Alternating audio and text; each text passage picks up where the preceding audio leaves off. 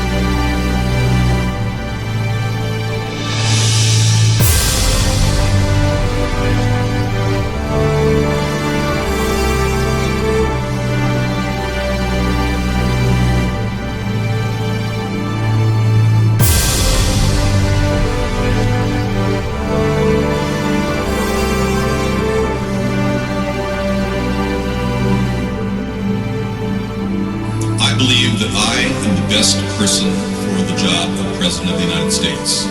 My unique talents give me the ability to be assertive and diplomatic at the same time.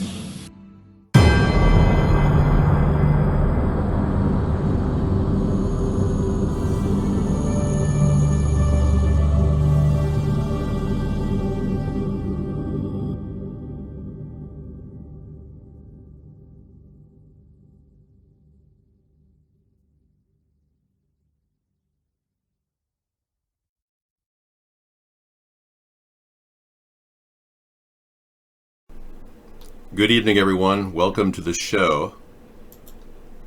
I'm David Sponheim, and just to be clear, none of this matters if there's a virus. So, yeah, apparently William Barr, who wants to take away our Constitution and suspend it because of some minor, and according to Dr. Fauci, it's only a severe seasonal influenza that we're dealing with here. They want to take away our constitutional rights. And the whole theory that the World Health Organization declaring it a pandemic has any merit at all should be out the door after Donald Trump won't even fund the World Health Organization. So we have to rule that the World Health Organization has been unfair to Taiwan when Taiwan told them in advance that there was human-to-human contact. Right. So this is, and because there's human-to-human contact between people that can spread something, we now know that there's something going on with that. The World Health Organization denied Taiwan's information 2 weeks in advance, which makes them criminally complicit in any deaths that happen currently. So the World Health Organization has proven to be criminal, and their leader, their director, has proven to be from a criminal country, a criminal from a communist country. And the reason why he actually won his position was because China helped him. Now, China's doing great. Only 100 deaths in 3 weeks. Yeah, pretty amazing. And only, 50 deaths total in Russia, if we could even get Vladimir Putin to admit that? Yet our country has been shut down. This is an attack against our country from within. This is a group of mistakes that Donald Trump made, and I'm going to show you all the mistakes right now, one by one. You can listen to all his speeches and how we're getting test kits to everybody, but the reality is there are no test kits still. There are Q-tips, and they're about this long, and they go all the way to the back of your head, where they invade your body, and then they take it out and they send it in a little plastic baggie with your name on it. That's all they have. Now, there's a test kit that'll be coming out pretty soon, but it's currently being developed by Martin Shkreli in prison, or so he says, or so the person who says he is Martin Shkreli says. And he produces these for $3 a piece, and Trump wants to make 150 on each one. And they're going to put them on eBay. I mean, I'm not making this up, folks. They're going to put them on eBay, and they're going to let the governors bid on them to get the most money out of this test kit that Martin's making for $3 each. I mean, I'm serious. Trump wants to profit from this. Jared Kushner wants to profit from this. It's unbelievable. And this is a man-made bioengineered virus. It is. It definitely is. But there's nothing really spreading that fast. And the people that claim to be dying right now and the burials that are going on in New York, that's where the burials normally go on. That's a stock piece of footage that they have of the burials that go on Hart Island all the time. That's where John Does get buried. They didn't show you anything new. That's a regular shot of what goes on that island. They've been burying people for, the best of our knowledge, 12 years. Hi, baby girl. How are you? Baby girl, green eyes. Yeah. There you go. You got a few people over at D Live, but not enough, really. I'm surprised. I really can't believe that I'm not really enjoyed at D Live that much. That's shocking. Tell a friend, man. Thanks for the ice cream. Yeah, and Periscope is another place to watch us. Mr. Walla said 49 seconds ago, it's Corona hoax. That's true, Mr. Walla. It's a total hoax. And we've been talking about this for some time. The perpetrators of this hoax are these characters here that he has no merit. I mean, you wouldn't believe the conversation he had with a man just the other day, or actually in January 31st, he talked to a doctor who's from Michigan. And I'll show you how little Mike Pence cares about your health care, folks. Watch this. This is shocking. A real doctor is telling him right in front of his face what's going on with health care, and he could care less. Watch. It's amazing. I got to pull it up out of my Trump file. Hey, gentlemen. Hey. Hey, how you doing? Dr. Rob Davidson. How you doing? Rob, good to meet you. Hi there. I'm Joel. Joel. Hey, gentlemen. Hey. Hey, how you Dr. doing? Rob Davidson. How you doing? Rob, good to meet you. Hi there. I'm Joel. Joel. So I'm Nice to meet you, Mr. Vice an President. emergency doctor. I'm worried about the plans they talked about last week of maybe cutting Medicare, and then the rollout today of cutting Medicaid. I work in one of the poorest counties in Michigan, and my patients depend on expanded Medicaid. So how is that going to affect my patients? I hadn't heard about cutting some Medicaid. Cut Medicaid, yeah. The head of CMS announced the plan to let states file for waivers so they could get block grants. So that would essentially cut the amount of money going to the states. So that would cut federal Medicaid funding. Is that a good idea? Actually, when I was governor of Indiana, we got a waiver from the Obama administration that actually allowed us to expand Medicaid coverage in the states. Right, but now they're But to talking do about it- scaling back the Medicaid expansion that we got with the Affordable Care Act, and that 680,000 Michiganders, 600,000 in Iowa. I mean, a lot of people got health care. We expanded coverage in Indiana. With Right, but I'm just talking about the president and your administration right now, what they're doing. Right now, they're And cutting those Medicaid. are waivers for states that didn't take expansion. No, it's for people who took expansion money too. I mean, your administration just announced this, they rolled it out today, and it's going to affect millions of people across the country cutting Medicaid. I mean, is that a good idea, or is that a bad I think idea? you're oversimplifying it. I really Well, I think it comes down to that for the people I take care of all the time. I mean, people I see in the emergency department that can't get primary care doctors, once they got Medicaid, they could get primary care doctors. They stay out of the ER. They actually work more. They actually contributed to our community more. Now, if we tell those people, sorry, you don't get your health care, I mean, that's going to be a real negative in their lives. Well, if you check out what we did when I was governor of Indiana, the Healthy Indiana Plan, which was the first consumer-directed Yeah. waiver that was given ever. We expanded coverage. We used consumer-directed health care. people were able to take more ownership of healthcare and expand it. I mean, I think Expand it. if the Trump administration you do want to expand Medicaid, that'd be great. But the problem is It's they're not a matter of contracting expanding, it's a matter Medicaid. of improving. I think Medicaid, is a lot of problems. It's been a godsend to the patients I serve in one of the poorest counties in the state of Michigan. And I know people here who work in Des Moines, friends of mine who work in the ERs here in Des Moines will tell you Medicaid is a godsend. Well, It's their lifeline. People with diabetes who can't afford insulin. I think It's our a vision is crisis. for state-based innovation and reform to be able to Well, improve. Reform and innovation in the setting of Opportunities. cuts equals less people with health care. I So, respectfully disagree. okay. Okay. Well, I encourage you to make sure that we don't cut those folks off of Medicaid because they need it. Okay?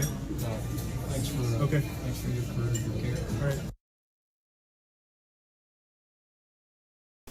What a glad-hander. This man won't even present his emails when he was on AOL. He's ashamed of something he did when he was mayor or governor of Indiana. He's hiding his AOL emails. He still hasn't presented them in 3.5 years. A violation of public disclosure law. That's actually a Class C felony that Pence is actually engaged in by lying and not presenting his emails. You saw him brush a doctor off who helps people. That was a Pence clone, you think? Mr. Walla piped in with the possibility that he's a Pence clone. Could be, you never know. He does look really old, though. I mean, isn't Mike... Let me speak... I want to see how old Mike Pence is. Hang on. My gosh, he's my age. Unbelievable. He's my age. Yeah, this month I'm 60. Sometime this month. Yeah. He's 60. So anyway, what I'm concerned about is the fact that he just brushed the guy off. And this happened in our state. Everybody got notices in our state when our state decided they didn't want to pay the Medicaid funds for people. They didn't want to.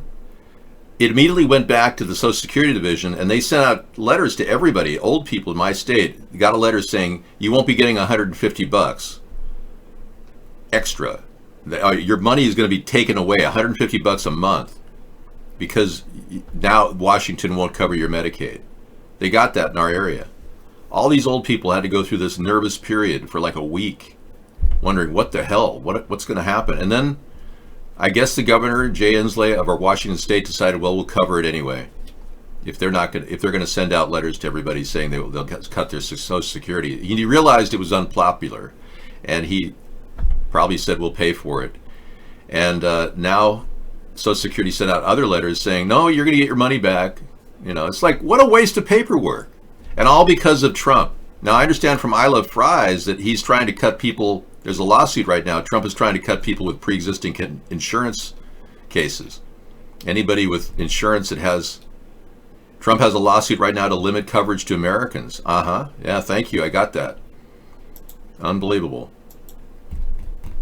Panic room construction is up 100%. Yeah, people are building safe houses in their homes. David, you have a youth elixir. It's called The Truth. I guess so, because it kind of unwinds my head so I don't have to live in the world of persecution like this guy is. You can tell he's socially and emotionally persecuted somehow, and he's got to be the stiffest character I've ever met or seen. I've never met him, but I've seen how he acts. It seems like he's like really uptight. He proverbially is what the 60s people would say is a total square. I mean, he's a total square. He's a jarhead square. He can't relate to anybody. And for him to talk to a guy who's in the trenches in Michigan trying to help people who have Medicaid as their lifeline for diabetes, do you think this man gives a shit about people dying of diabetes?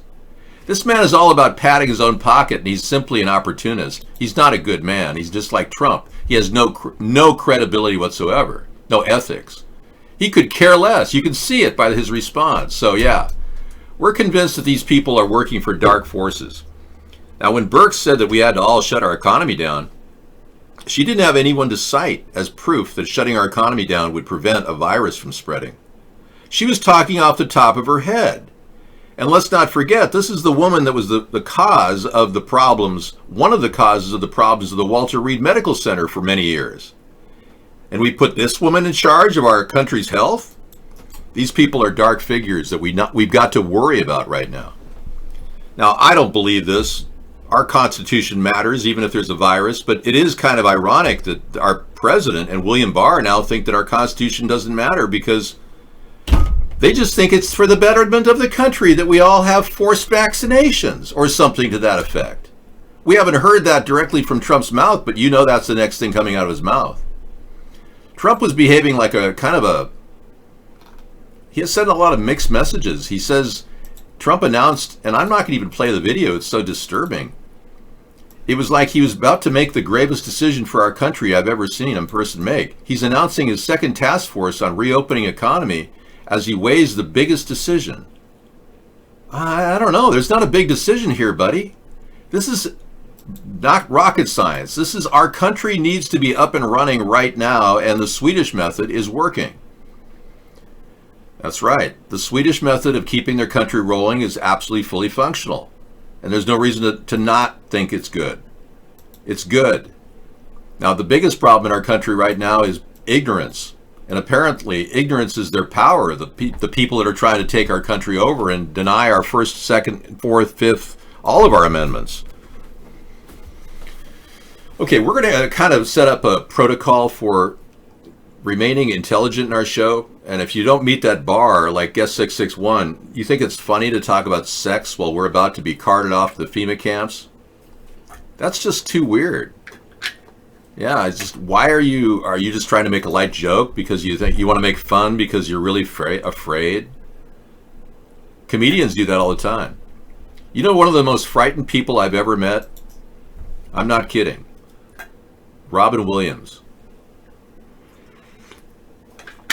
Yeah, I didn't really meet him. I saw him in 1975 at a tryout my sister was doing for Hollywood. She was in a play. She's doing some community theater.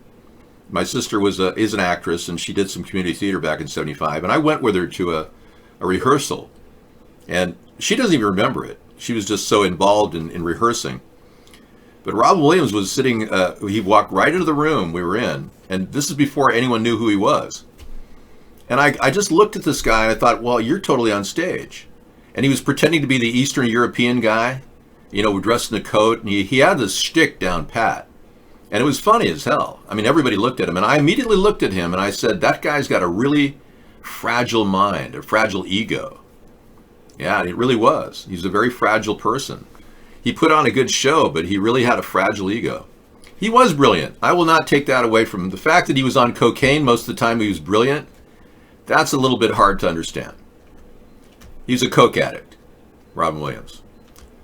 So suffering from this this disease that he had may have been, you know, contributing factor, depression.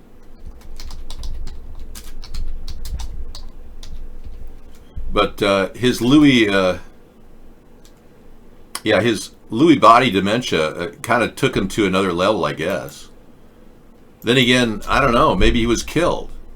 He did do a really scathing political statement before he died. He did an entire thing against the Obama administration and anybody else in the Republican Party. He scathed on the Second Amendment, or the two-party system, rather. And right after that, he died. It might have been something to do with what he said. I don't know. But Robin Williams was a frightened person, and there are a lot of people who are frightened and make jokes. And if you think that you're doing that to kind of lighten the tone, I get it. I understand. But your ignorance is their power. You want to be frightened, be frightened. That's perfectly okay. Yeah. You can be frightened of what's happening in America because that's where we have to build from. We're not going to be able to do what our forefathers did. They already did it for us. It's just a simple document. It takes up this much space, and it protects us from everything that's going on right now. So don't think for a second, I won't fight for the Constitution and the Bill of Rights. I know there are constitutionalists out there that are a little bit more conservative than me, but I've talked to these people, peace and freedom people. It's kind of the aftermath of the John Birch Society, actually. They're still very concerned about our Constitution. I don't mind bringing you guys into the party, too. My ideas are not designed to tax people and put an overtaking government authority over your individual freedoms. As president, I don't want to tread on you. I want your freedoms to be protected. I want your home to be your castle. I don't want to go door to door with the National Guard and force inject you. So either you get on board my big program of building a middle of the political spectrum centrist party, then good luck with the Republicans and the Democrats, because it seems to me that they're about ready to flush themselves down the toilet.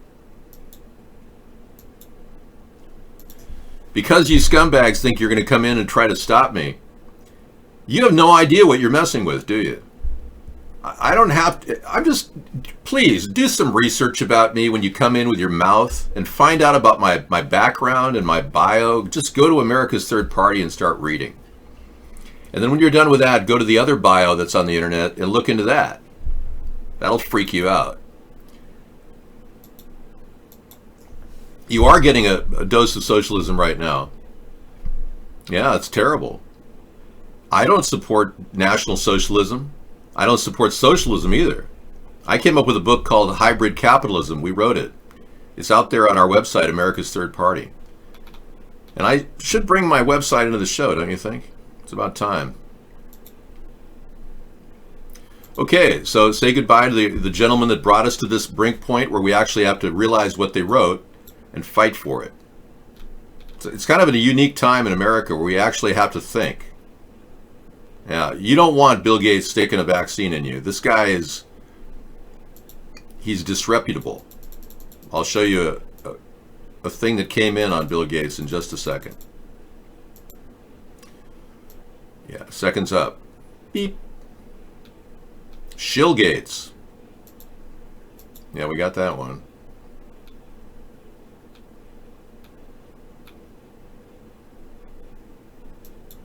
This is the one. There it is. Check this out. The guy who has all these great plans for us and wants to help us. Oh yeah, the guy who wants to depopulate the planet. Yeah, that guy. He's not an engineer. He never finished college. He's not a doctor. He's not an epidemiologist. He's not a virologist. He was never elected. He's unelected. He's a documented thief. He took the Windows program from Xerox. You know that. He owns virus patents, which is strange in and of itself, and he owns vaccine companies to profit from them. And plus he visited Epstein's pedo island countless times. And you know what's not mentioned here, and should be, is his worker that was arrested in 2014, I believe. We showed you the Cairo News clip last night. Bill Gates had a top media guy who ran his computer systems and his media libraries.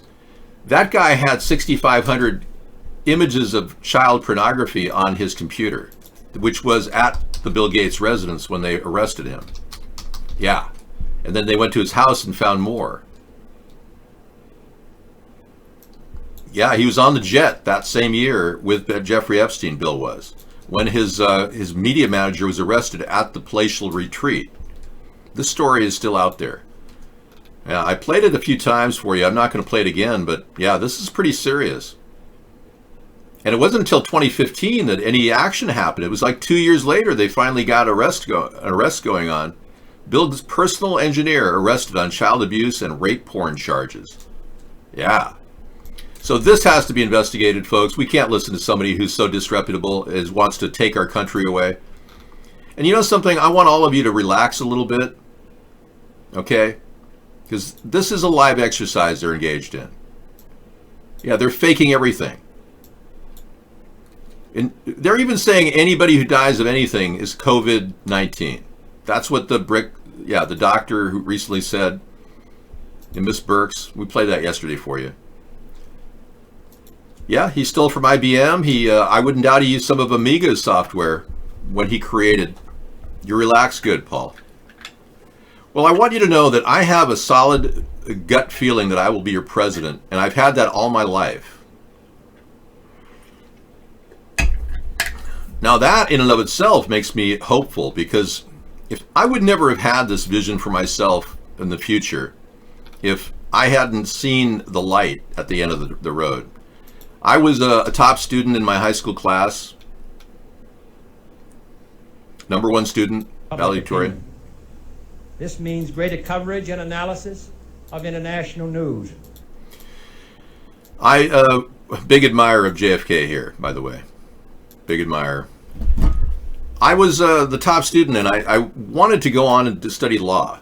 I really did. I wanted to be, initially I was going to go pre-med, and I realized I didn't want to be around all these really immature young guys. Most of them were Jewish, and they all acted so mature, and all they cared about was money. And I was in pre-meds classes with these people, and it was absolutely disturbing to be around them. Anyway, I so decided to go into pre-law, and then I ran into a brick wall because most of my professors at UCLA were absolutely Marxist in every way and refused to adjust their teaching practices to be more pluralistic. Thank you, Morpheus. I'll take a look. You are the one, Neo. Okay. Wow. I'll look at that in just a second. I was smart, and I seem smart because I am smart. But bottom line is, I would be more than willing to show you my intelligence by simply showing you all the ideas that have been stolen from our show by Donald Trump. I mean, I could discuss our 1,000-mile fence idea with you, which has evolved into our 1,000-mile container fence idea. You notice how Donald Trump's not talking about building a fence anymore? But I still have a fence idea, and I have one here for now $1 billion total, well within the scope of Nancy Pelosi's budget of $2.3 trillion. We could easily fit a few bucks here. But we also have mobile medical unit ideas that are fantastic. So I'm also a person who's developed an idea for fresh water for all of us, the ocean pipeline idea, another original concept Sarah and I came up with. I'm pretty sure that we've got a potential here to... Yeah.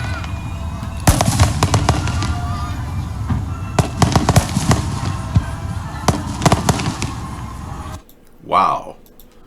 So let's make some magic. Let's start building this political movement together. We can do this every day. For it is no longer far away, far, but close at hand and local. It means greater attention to improve... I got to do some scene repair here. I got too many things rolling out on that channel. Sorry about that. Yeah, it's like overwhelming. Yeah, Bill Gates took ideas from Steve Jobs. He just takes ideas from people, much like Mark Zuckerberg took it from the two Winklevoss twins or something. Yeah, so a lot of things are not working out for America because we got the worst possible people running the show. That's the biggest problem we have. And I think if anyone really looks at this long term, the prognosis is not good for any of us. We're all going to be seen as excess baggage to the New World Order. They want to get rid of 90% of the population by 2030. We got 10 years to build this challenge to this evil group of people, and if we don't do this together, it won't happen. How do we stop these people? By being a great nation. Doing what we always have done. That's been a big part of our country, has been this constant need to save America from this disaster. And many of you have been voting two parties thinking, well, the next guy's got it great. The next guy's got a solution. No, these guys don't have any new ideas. The Democratic and Republican Party are languishing in their own lack of creativity and mediocrity. I know, it's bad news. So we need a person who's got a sober approach, yet a little bit lighter than Donald Trump, because he doesn't ever admit wrong. I'll admit wrong. You know, I have no problem with that. Donald Trump won't admit that he failed in business. He really won't. He won't even admit that his entire income is based on borrowed money. He won't admit that either. I have never been in debt. I was in debt when I was 18, and I got out of debt in 6 months and haven't looked back. I've always been ahead of debt. I hate debt.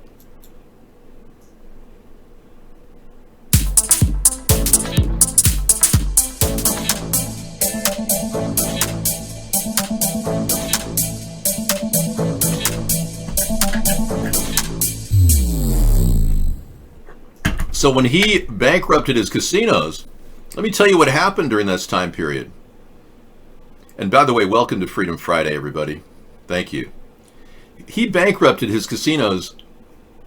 He was $1.6 billion. He's now $2.4 billion in shared debt.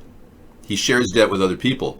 He owes money to George Soros. He owes $160 million to him for funding a building in New York. He's still working a $30 million interest payment every month. Donald Trump has to continue to suck ass and take money from anybody he can. That's making him very manipulatable by the Russian oligarchs. Now, you can call me whatever, I keep harping on it. These are the people that are making him be a complete puppet. Now, when he said this, that I was really, I was like, whoa, and check this out. Yeah, he said, they're, right. This is a live exercise. That's right.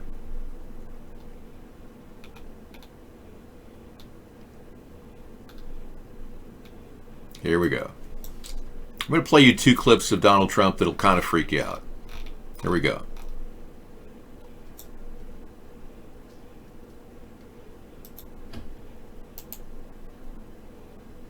You may have listened to this video already, but I want you to listen again. This time I have a little better sound, and I want you to pay very close attention to what he says. Pompeo says this is a live exercise. And what you'll hear in the background is Donald Trump say, "You should have let us know." So again, I'm going to let it play over a couple times so you can hear it. It's very interesting. Take a listen. This is not about retribution. This matters going forward. We're in a live exercise here to get this right. We need to make sure that even we're in a live exercise here to get this right. We're in a live exercise here to get this right. We're in a live exercise here to get this right. We're in a live exercise here to get this right. We're in a live exercise here to get this right.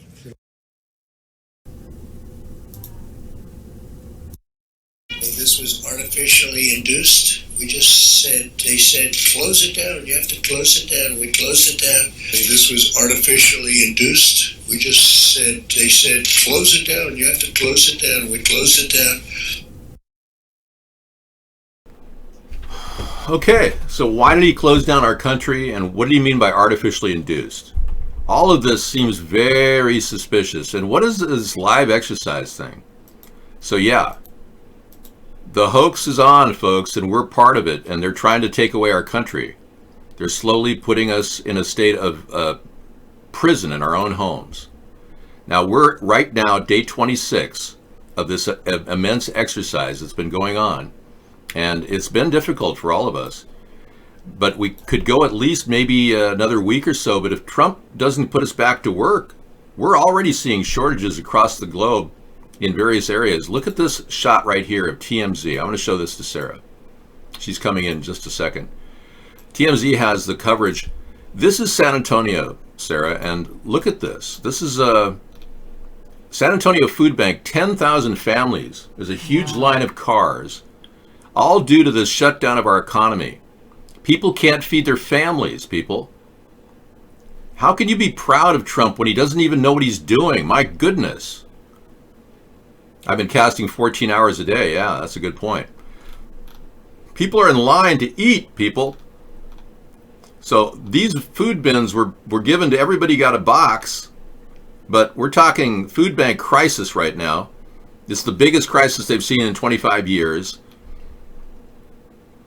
And according to this story that Jeff Bezos is going to donate $100 million in food storage. Well, that's nice. At least he could do. That's good. But yeah, this is not good. And we've got lines in Duquesne. Right now, Duquesne, Pennsylvania is facing big lines. Okay, well, I'm going to leave that room. Hang on. I'm going to leave the Illuminati room and head over into... yeah, there we go. Sarah's room. Okay. Chill. The chill room. Yeah, the thing is, that's one of the reasons I'm really happy to work in the school district that I'm working in, because the very next day after schools were closed, they were giving away free meals to every single student in the district. and that has continued, and I'm sure probably even picked up as some families have lost their jobs. So I really appreciate that. I don't know if it's a state mandate or a district mandate, but it was the day that schools closed, the very next day they said we're doing free meals for all students. That's our number one priority, is to make sure students are fed. And then now, starting this next Monday, this is going into something like 4 weeks, but starting this next Monday, we're going to open up distance learning. And, a lot of people are anxious about what that's going to look like, but I really appreciate that my district is saying that right now, as it's going to be a kind of a slow transition, and really to focus on social emotional learning and making sure that kids are okay mentally and with health and things like that.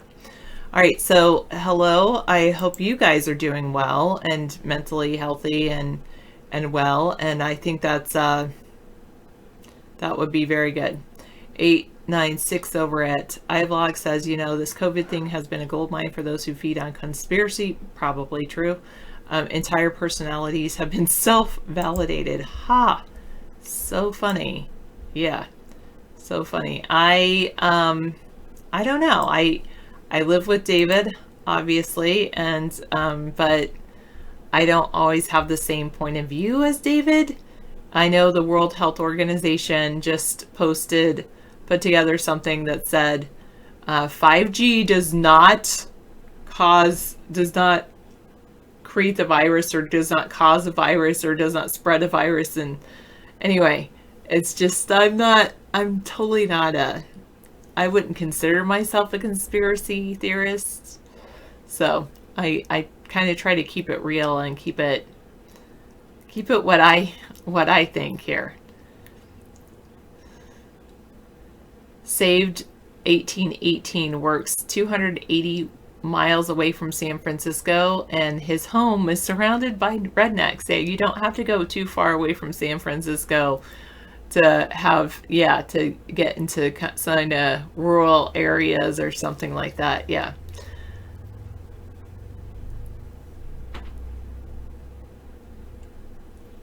Correct, I love fries. That's true. Sorry, but true. I do use a Chromebook. That's true. Yeah, for teaching, especially. I do have a MacBook as well, but my MacBook is really, really old, and it's so old that the video conferencing doesn't quite work, or at least the Google Meets doesn't work, whereas an old Zoom one does, but we're not using Zoom for our schools. Hello. Rev Pete Davis, aka Mad Dog. Oh, thank you so much. Yes, I try to be, as realistic as I can be. One of the things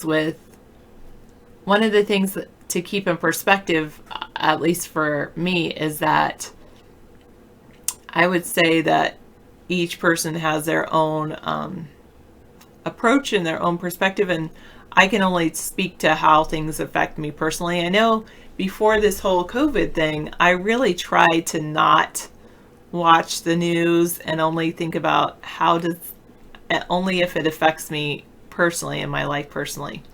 But yes. Okay. So one of the things that I think I'm going to do is I'll be going through those too. Hi, Music Clef. Is I am going to be going through David's links. He has a whole lot of links. And yeah, Shadow, I don't work in a pizza parlor. Sorry. You ordered pizza. I never showed up. Oh, because we were going to share a pizza or something. I apologize. Only virtual pizza, which isn't real, is kind of sad. I agree, Canadian, and I think that's the case for a lot of people. However, I don't think that is going to happen.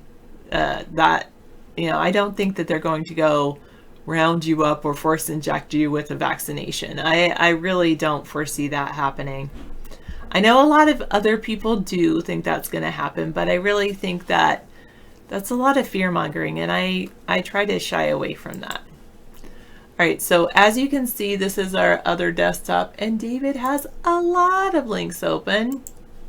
And so what I kind of feel one of my roles is to go through these and to kind of put him in his Flipboard. I know he still had this one open yesterday, so I think Mysterious Objects Film Flying Close to the Moon, I think I'm going to make a Flipboard. I know, ironically, Anita wrote, I don't trust the World Health Organization, and I wrote to the person that shared with me about that World Health Organization saying 5G does not cause a virus. I said, well, ironically, the people that think it might would say, I don't trust the World Health Organization. But anyway, moving in to here, I don't know if I would call this, I would call this one Alien or UFO. So I think I'm going to create a new magazine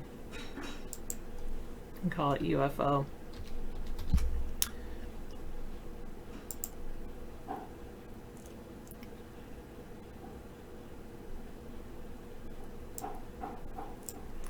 And I'll flip this into it. All right. Trump Tardican says, no, they're definitely going to do a COVID vaccination, he thinks. I don't think so, but Shadow sent David a video with 5G, how the military uses it to scatter people. He finds it really interesting. They say when the 5G beam hits them, they feel like they're on fire. I've heard of a beam hitting them, but not really 5G. Canadian says, read the news, Sarah. Trudeau is considering martial law. It's not fear-mongering when it's the truth. You might be right, and maybe I'm just one of those people that prefer to keep my head in the sand. Maybe you guys are, you might be right.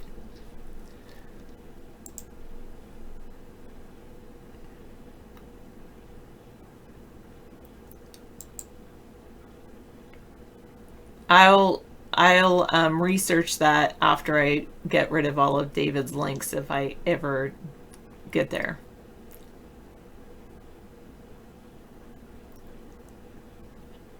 .380 and iVlog wants a COVID vaccination, or says I need a COVID vaccination. The Army Field Hospital for COVID-19 surge leaves Seattle after 9 days. It never saw one patient. This is what they were expecting, but they didn't see any patients, it looks like.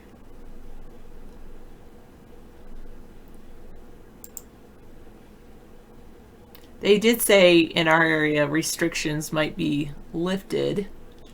We'll see. 380 says yes, and he trusts Bill Gates.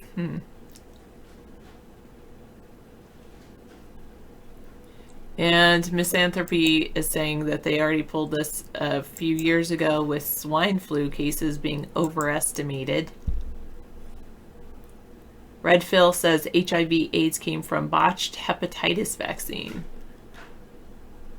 I wonder if I put this in COVID-19 or coronavirus, or I do it in, like, suppose I'll do it there. Environment. I think I'm going to put this one in environment.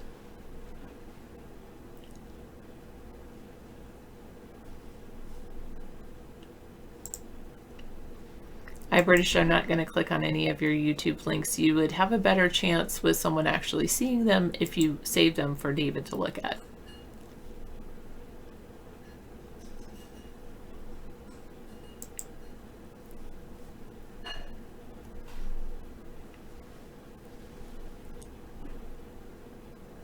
Oh. Oh, really? Who did that print screen? Really, Daryl? Whew. I don't know what to say to that.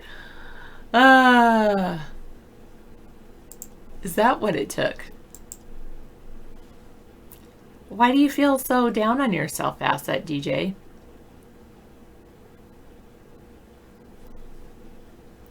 Insane Canadian says the Canadian government is buying Canadians' complacency. You've received $3,300 in 2 weeks. People are happy to sit in their houses. I'm not legally married, Conspiracy Theater 4K, but I am with David. I've been in a long-term relationship with him. Do you want me to read your swine flu cases article? Is that what you're saying? 80% of New York City's coronavirus patients who are put on ventilators ultimately die. So some doctors are trying to stop using the ventilators. That's pretty interesting.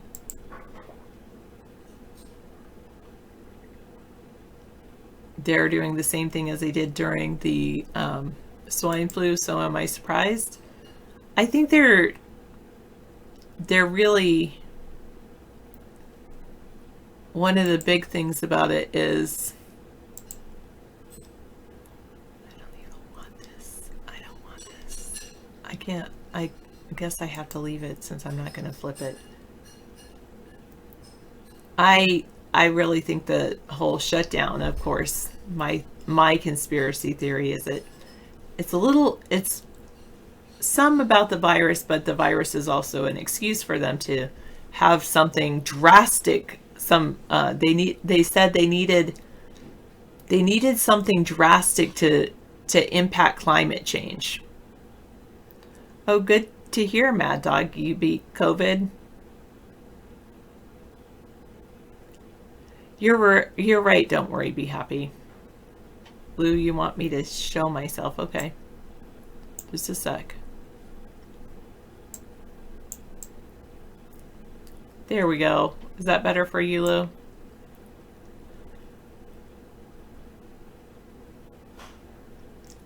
Trump's face is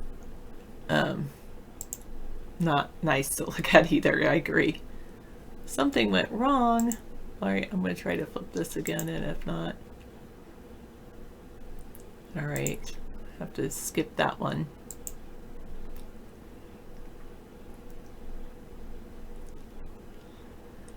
Canadian says Order 66, the final order population control.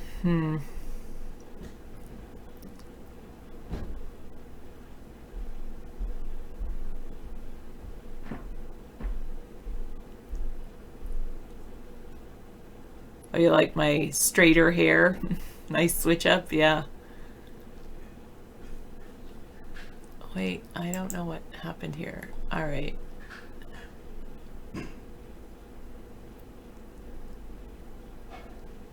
I don't know if I'm going to like this, but whatever.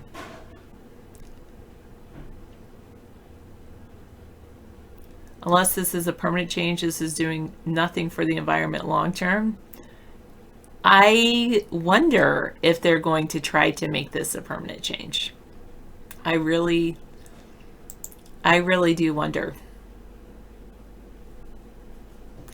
Okay, you want me to actually read it? I will pull it over for misanthropy because I'm your friend. Swine flu cases overestimated. Note this was in 2009. You've been diagnosed probable or presumed H1N1, 2009 H1N1, the swine flu in recent months. If you've been diagnosed, you may be surprised to know this. Odds are you didn't have H1N1 flu. In fact, you probably didn't have the flu at all. That's according to state-by-state test results obtained in a 3-month-long CBS News investigation. The ramifications of this finding are important.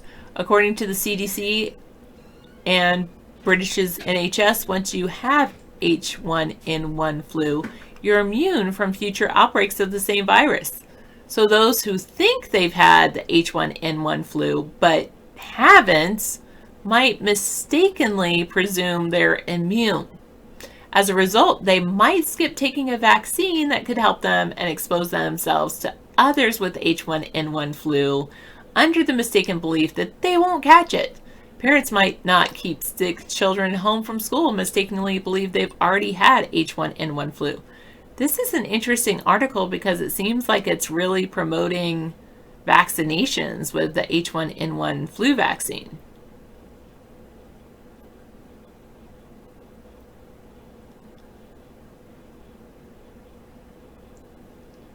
Anyway, why the uncertainty about who has and who hasn't had H1N1 flu?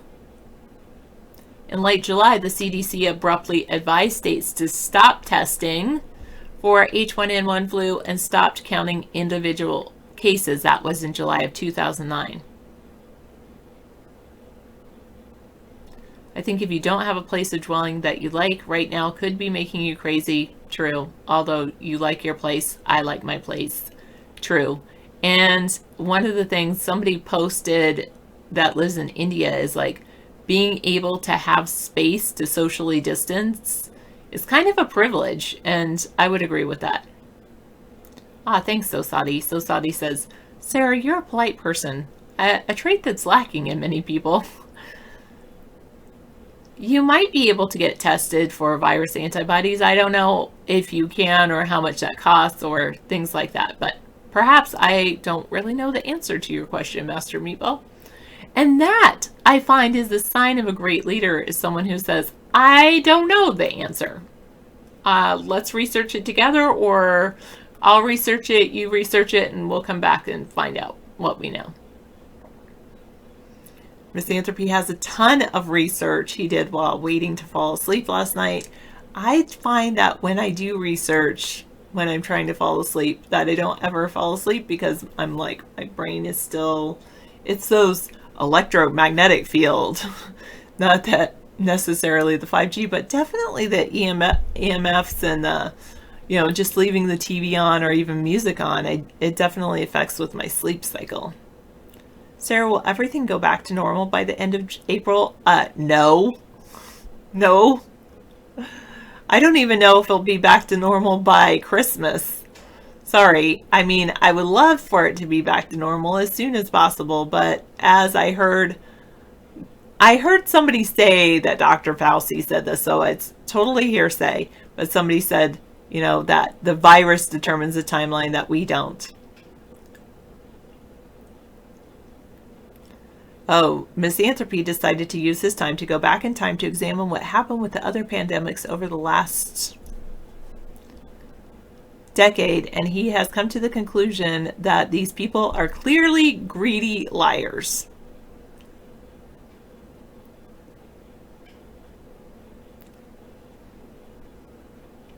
And Master Meatball said, yes, he did say that about Fauci.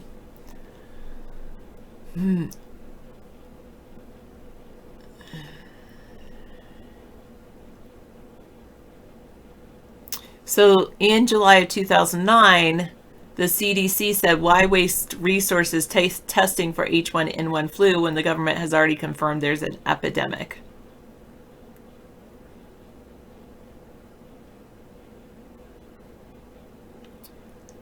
Yes, you're correct, Mad Dog.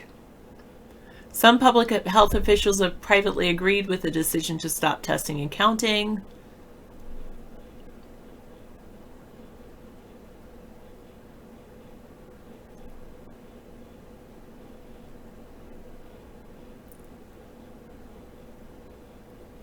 The decision to stop was made so hastily that states weren't given the opportunity to provide input.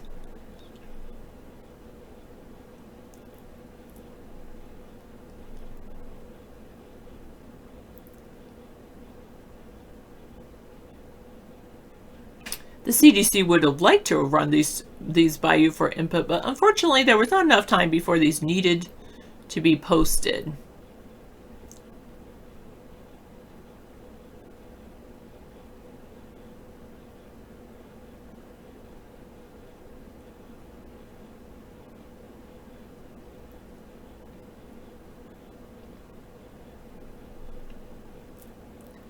When CDC did provide the material, they filed a Freedom of Information request with Department of Health and Human Services. More than 2 months later, the request was not filled. They also asked CDC for state-by-state test results prior to halting of testing and tracking. Again, CDC was unresponsive. Okay, they did wait. Eventually, the CDC did give some things. Some information.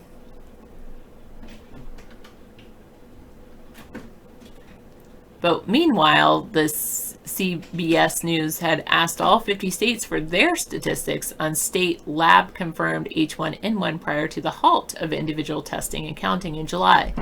The results reveal a pattern that surprised the number of healthcare professionals they consulted. The vast majority of cases were negative for H1N1. Actually, like 90% of cases that they've tested in Washington state for this COVID-19 are also negative.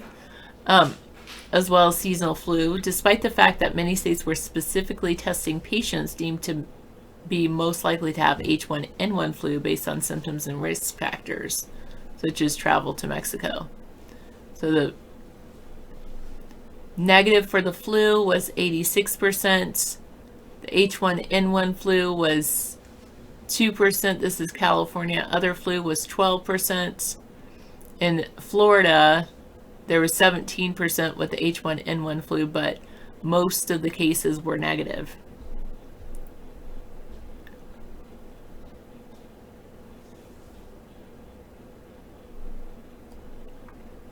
Thank you, Master Meatball. It's unknown what patients who tested negative for flu were actually afflicted with, since the illness was not otherwise determined. It might have had some sort of cold or upper respiratory infection that just wasn't influenza or H1N1.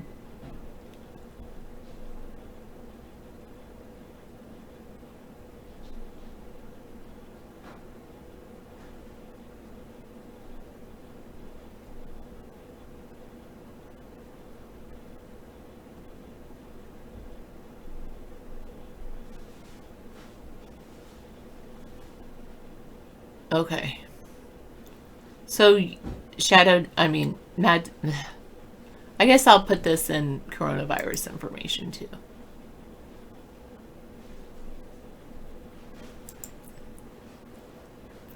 Misanthropy has said for years, but nobody cared. Smoking deaths are manipulated the same way. Do you really think millions are dying from smoking every year? There's a box they check that states cause of death. Did tobacco contribute to death? If you've ever smoked or lived in the same household as someone who's smoked, they will call your death smoking related. Yeah, it's been definitely manipulated over time.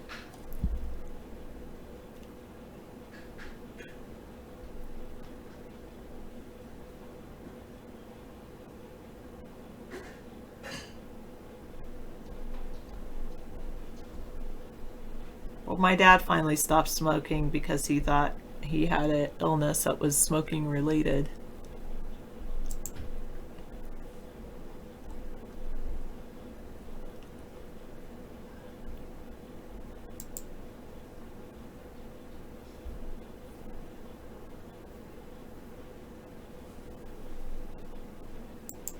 I know. Can you imagine hugging again?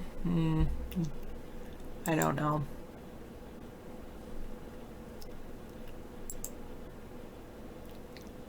Did I read enough of it for you, Misanthropy, or did you want me to still read that? I think I read enough. Ah, nice. Your friend is a university professor and he's teaching from home as well. Nice. David loves this. I'm going to close it out.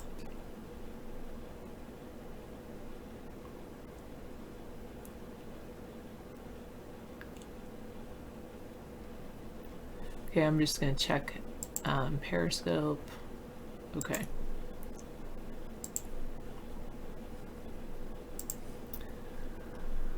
I don't know about this.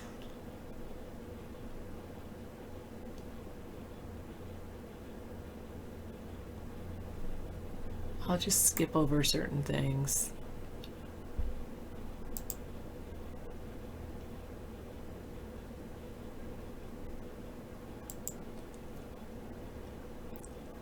all your friends are now officially virtual. We used to be the only I used to be one of your few virtual friends, and now all of your friends are virtual. How cool is that? Sarah, our church is closed in Washington for Easter Sunday. I think so. I don't go to church, so I don't know. I don't know the answer behavior.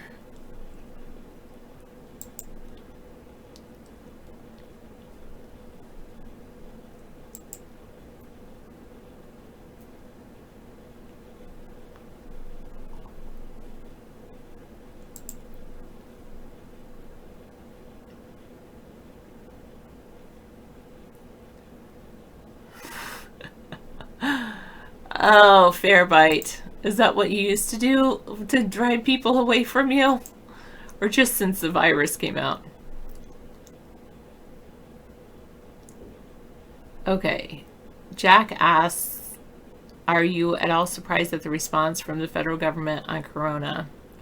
I wonder, though, Jack, and I said it before, I'll say it again. I wonder if part of it, I mean, I definitely think it's the response is because of the virus, but part of it is also, could they be using it because they needed something drastic to affect climate change? We have to do something drastic. I kept hearing people say that, and I wonder if this is definitely drastic.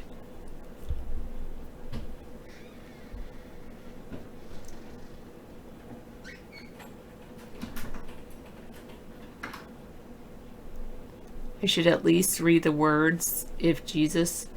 I read the first 5 books of the Bible, Conspiracy Theater 4K, and I went to church a lot when I was a kid. If that's what you're talking, I don't know if that even is what you're referring to, but Misanthropy doesn't think this will change the environment long term, and I tend to agree with that.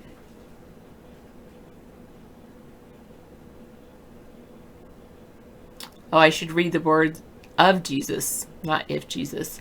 Of Jesus. Well, yes, I have read also Matthew, Mark, Luke, John, Job. It's not sanitized, but it's Trump's coronavirus guidelines for America. Oh, yeah, I had something else. You had something Wait, like just that? a sec here. You want to show it again? And just so you know, one of the representatives crossed out President Trump, and he put Dr. Fauci's. Yeah. For people that don't believe in Trump. Well, anyway. and if you believe in Dr. Fauci, he said this was no worse than a severe seasonal flu. Well, Dr. Fauci, according to at least 2 people I've heard in the last couple of days, has said we won't set the deadline or the timeline for this. The virus will set the timeline. Well, it already has. It's shown it isn't a major problem.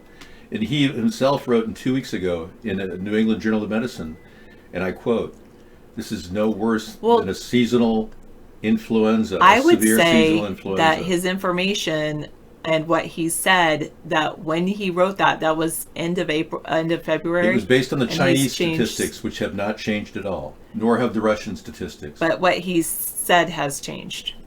The man's a liar. I told you he was a representative of the entire New World Order. Okay. He is the enemy. Dr. Fauci has been exposed on many levels. I have a love note to Hillary Clinton he wrote. Would you like to read it? No, I don't want to read it, and I don't want to discuss this. You don't want to have an opinion? I do have an opinion, but I don't think it's going to solve anything to discuss my opinion right now. Well, sometimes people have to take sides in a matter involving their First, Second, and Fourth Amendment rights. And in order to take a side, you actually have to find out who's actually trying to take away your First, Second, and Fourth Amendment rights. That's all I'm saying.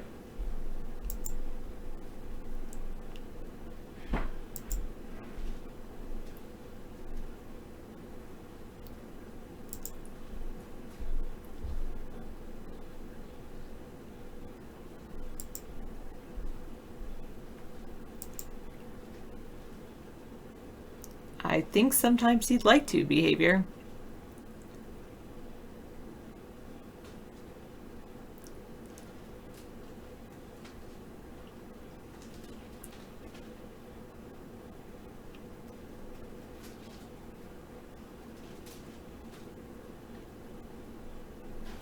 Master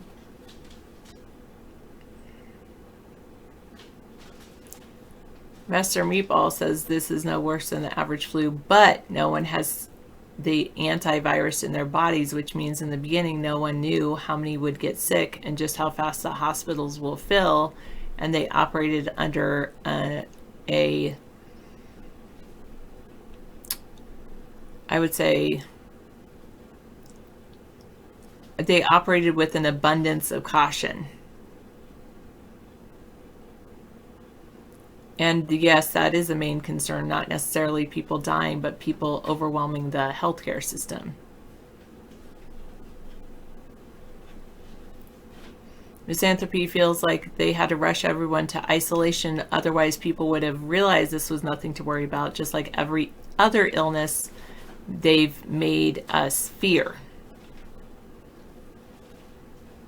And Paul Stiles says, all of a sudden, China's numbers flattened. Look at the numbers from other countries, how they climbed, and then they have a slow decline, which makes you wonder, are you really getting accurate data from China?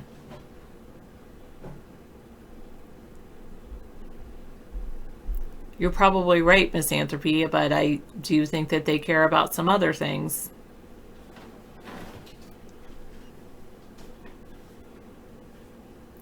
Yes, I know we're being told flatten the curve so the hospitals don't get overwhelmed.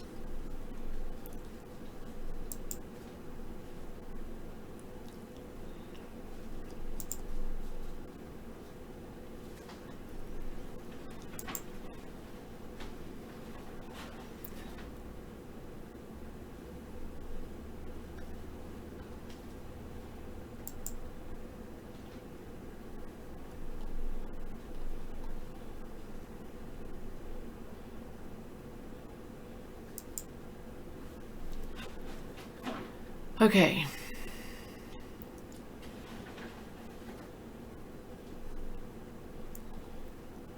Mad Doc said your VA doctor told you today if you catch the virus, there is no medicine.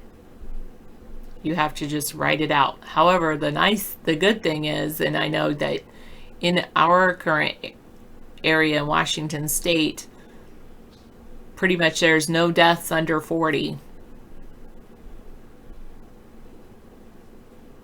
Yes, I did see that they packed up a military maid that was came in Seattle that had no patients.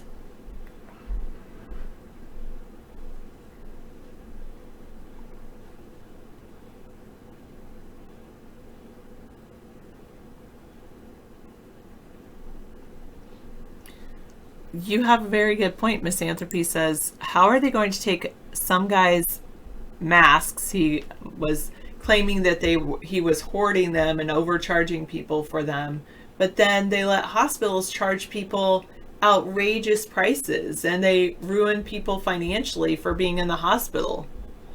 Should a paper cup they give you medicine in ever cost $40? No, it should not.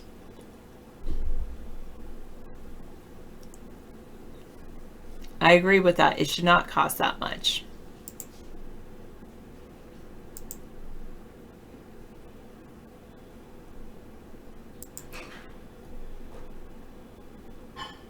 A judge ruled this week that MG.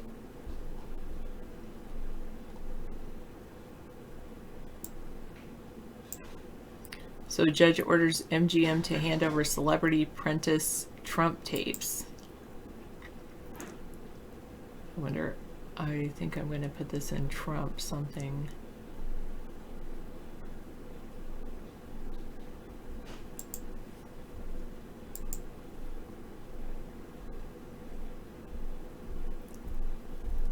Mad Dog is worried about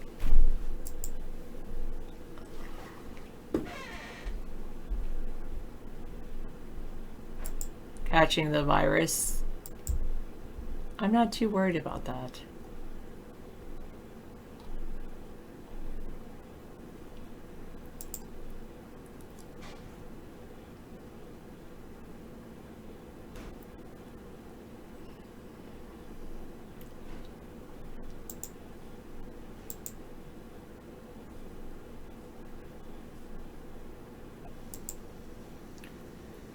Okay, coming back to us.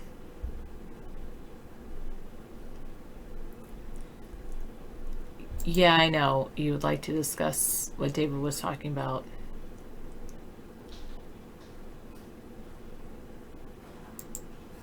And you can talk about that all you want when David comes back.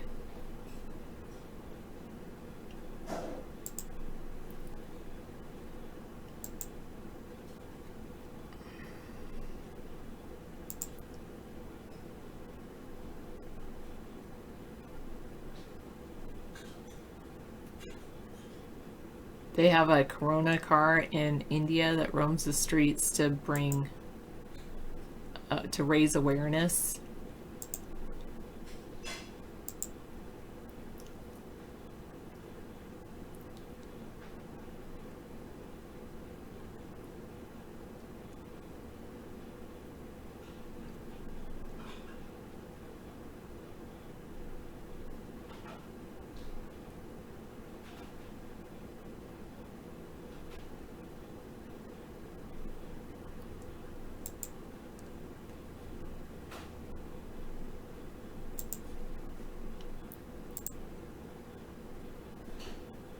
All right.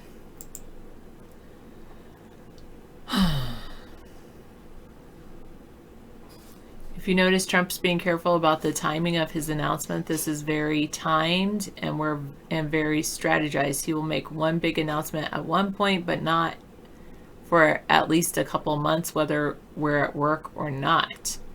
He said, we're not going to get in debt because we're waiting for the fourth stage. Fourth stage? What does that mean?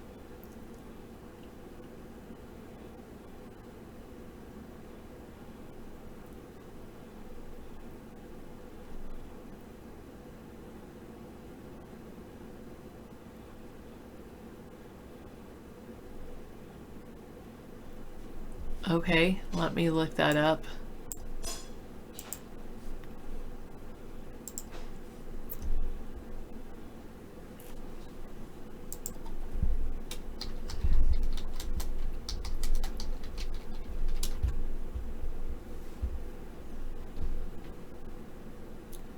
Politicians are calling for a fourth coronavirus relief plan. There's been 3 coronavirus stimulus packages, and Congress is prepping for phase 4. Maybe that's what he was talking about. There's 5 things that are being discussed for a new coronavirus relief bill. Georgia has issued a shelter-in-place order. Did I ever think that about a pandemic and like visualize this in my head? No, I did not, Lou. Did you?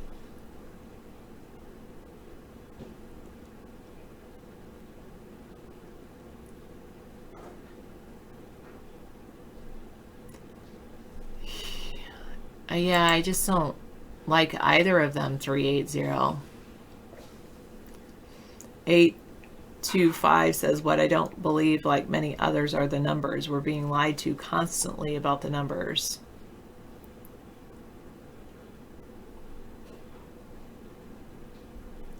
And Master Meatball said, so the question is price gouging illegal?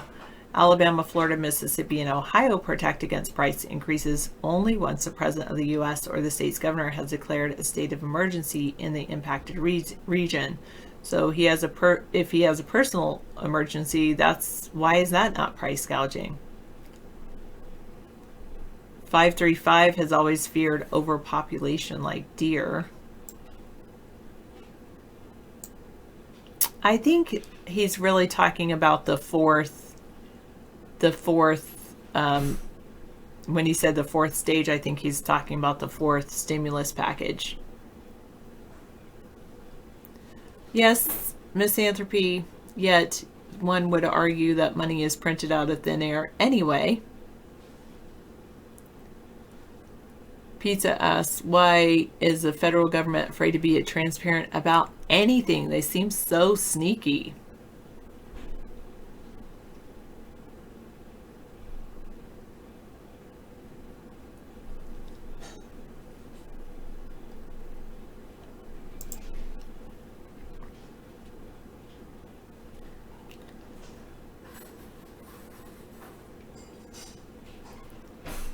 The Wall Street Journal editorial board talks about Trump's problematic coronavirus briefings.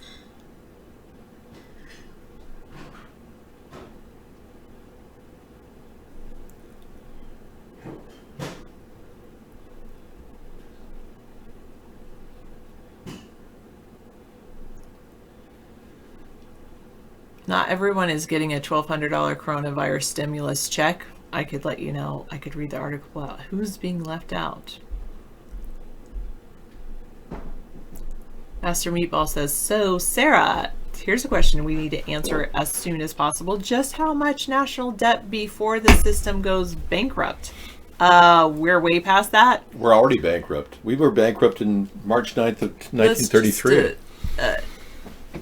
The original country. Yeah, I would say that that happened long before coronavirus pandemic. Yeah. In fact, March 9th, 1933, the United States of America went bankrupt. And at that time, we shifted to the United States Corporation. And many people don't get that. I don't care. Money's not the thing for me. You guys can get a check. I want you to get a check, believe me. But you guys are getting a small fraction of how much they're giving away to corporations. Texas looks like it's on the same page with David. They're going to ease coronavirus lockdown under an executive order to restore livelihoods, according to the Texas governor. Absolutely. Smart move. Thank you, Sarah. Dinner is on the stove, and whatever you want. I made you both of the tuna things you can have with the lettuce tacos. Oh, okay. Those are good protein.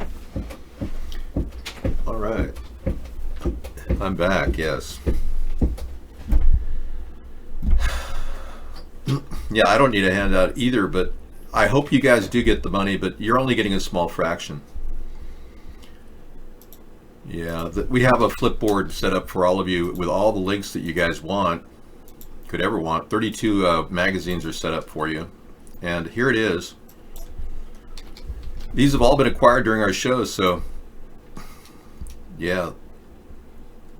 Here it is. Yeah, our Flipboard. Yeah. And you guys at DLive can take it. Let's discuss this, or else what the heck is this stream about? What are your options, ma'am? A physical church cannot hold all of God's glory? No, this is not a religious forum, man. He wasn't talking about that when he said let's discuss this. He was, and the religious thing was about Easter week Sunday. Okay. Passover. You know, Israel is keeping everybody inside during Passover. How fitting. Okay, well, yeah, if you want to talk about religion, that's fine. Over in DLive, I guess. You don't have to vote for Joe Biden. Joe Biden can't even comprehend what's going on around him. He should be really checked into an Alzheimer's clinic. I urge Donald Trump and Joe Biden to check into an Alzheimer's clinic before it's too late. They might be able to help them. Although there's no proof that those clinics help anybody. So tonight, starting at 10 o'clock, will be the Coachella Cool Rock Special. Come on in, enjoy the fun music. We're going to play some classics to kick it off, and then integrate a few modern songs. Mostly women, some men. There won't be any heavy metal except for Black Sabbath's War Pigs, which you can count on that making an appearance. Because we're dealing with pigs right now. The New World Order, the elitists that have finally consolidated their power in Russia and China are now moving on America and keeping us all locked in our houses. So welcome to my world.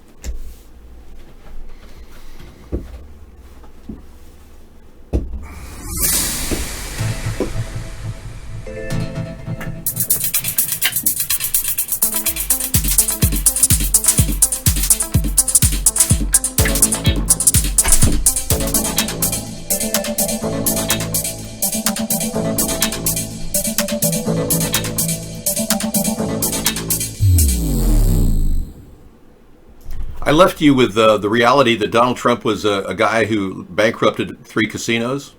What I didn't tell you is that Donald Trump was going to go on a helicopter ride with his top 3 supervisors of those casinos one night in 1989. And he decided not to go, and those 3 men, along with 2 pilots, died in that helicopter. They were on the way to, New Jersey. They were going to testify in a hearing regarding corruption at those casinos. They never made it. They died. Yeah. And when asked about that, Donald Trump, and this is on record, Donald Trump responded by saying, "Oh, this is great press." Not, "I'm so sorry for their loss." Nothing like that. Just, "This is great press." And you begin to understand what we're dealing with Donald Trump and the kind of man he is, and how he had to really compete with his brothers and sisters who were smarter than him, who had degrees. He barely got through Wharton. I'm fairly sure his dad helped pay for his degree, but I can't prove it.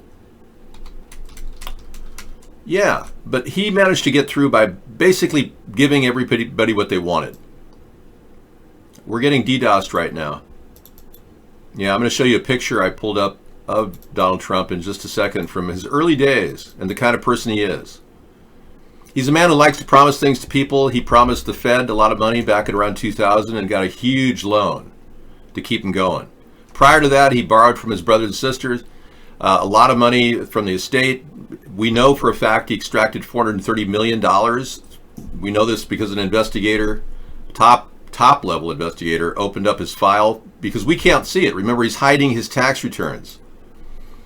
We found out that he's got a just unbelievable, he snaked $430 million out of his dad's assets. And his brother and sister were a little bit weirded out by it at the time, from what I understand, but they don't say much.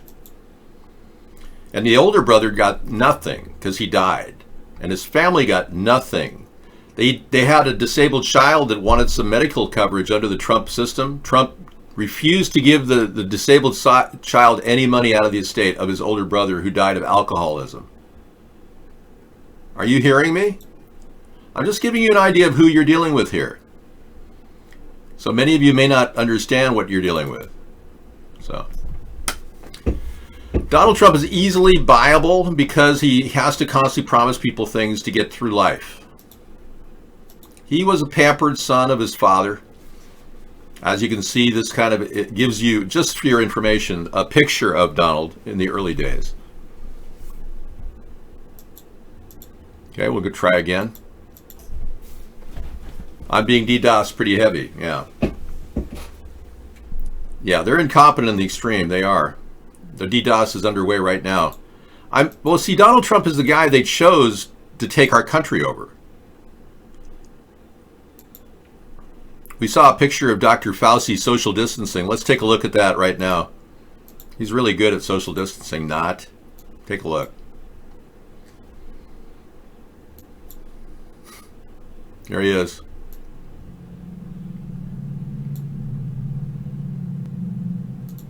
He's grabbing the guy. He's grabbing the guy's back. Look at this. He's leaving, and he's like, "Oh yes, oh yeah, just grab him, and why don't you jump his back?" I've been really trying. I've been feeling sad. Yeah. Are you still being attacked? Yes, constantly. Yes, gave them up the manufactured drought here. It's been raining for 5 days. Yeah, they're trying to wash the chemicals into your body. The ones that they sprayed on your head. Guys, this is an unexpected move. Looking for a voiceover person. Need help. Wow. Poor guy. Yeah, I do massive amounts of voiceover. In the old days, I used to do voiceover a lot. But I don't work anymore. Yeah, privacy, totally. And either see the way he was massaging his back like he had the virus on him and he wanted to grab it? Dr. Fauci has a love thing going on with Hillary Clinton. I'm not going to show it to you because I'd rather show you this picture. But he has a love thing for Hillary. He loves her. I mean, it's weird. He's got like an attraction for her or something. Dr. Fauci is the face of all the evil agencies that screwed up, like World Health Organization, CDC, Bill and Melinda Gates Foundation that have a coronavirus patent and one on the vaccine that they want to force upon you. He's also a member of John Hopkins' board. He's all over the place. He's basically the face of evil, working for the New World Order, trying to propose this ridiculous theory that we're all suffering from some sort of a virus. No, it's no different than even he himself said, no different than a severe seasonal flu. And he wrote that 2 weeks ago, March 26, in the New England Journal of Medicine. And that's a quote. And it has only a 0.1% death rate. And that was based on current statistics too, because the Chinese and Russian stats are still the same as they were about 3 weeks ago, by and large. I don't think it's time to play that imbecile's video right now. I know you guys love watching the imbecile talk, but he's not my son. He's an imbecile who made $14 million on YouTube talking about nothing. It's a slam against me as a person for you to even ask to see that guy. Yeah, it really is. It's an effrontery to me as a person. Just saying. A woman who was taken into an Israeli hospital didn't even have symptoms. All she said was she had a problem tasting food. Check what happened.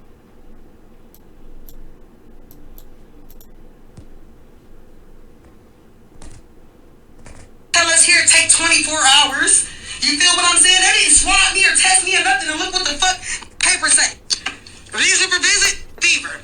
Diagnosis, COVID-19. They didn't test me for this shit. He told me I had it, bro. He didn't test me for it. He told me I fucking had it, bro. He told me I fucking had it, bro. Come on now. Come on now. Look at what my temperature was. I ain't even had no temperature when I went in that bitch. Come on now. But because I told him I can't taste and smell, he know I got it. Oh, well, that's the number one symptom that's been going around lately. Is not okay. So I'm not gonna say. We're just gonna say you have it and quarantine you for 2 weeks. That's exactly what he said, bro. We're just gonna say you have it. We're just gonna tell you have it. So they diagnosed me with coronavirus. Unbelievable. And this is happening for a lot of people right now. A lot of people are being diagnosed with coronavirus. So, a little pampered boy, never got any kind of spanking for anything. He wants everything his own way, and now he wants the world to bend down, grab our ankles, grease up, and take our First, Second, and Fourth Amendment. Are you ready to sit back? You don't have to answer me. I don't want to incriminate anybody here. But are you ready to sit back and watch our country getting flushed away by a guy who's listening to some doctor who said himself that it's no worse than a severe seasonal flu with a 0.1% chance of death?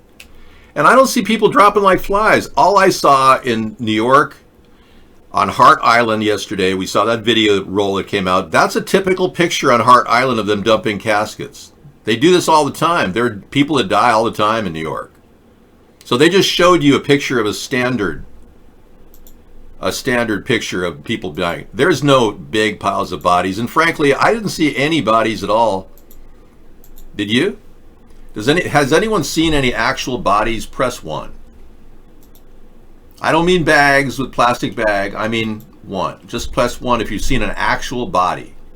I don't mean somebody with a ventilator. I mean, have you seen an actual body of somebody dead? Anybody? Yeah. I didn't think so. Nobody's seen any bodies, folks. So we're supposed to shut our whole country down. Have nothing going on in our country.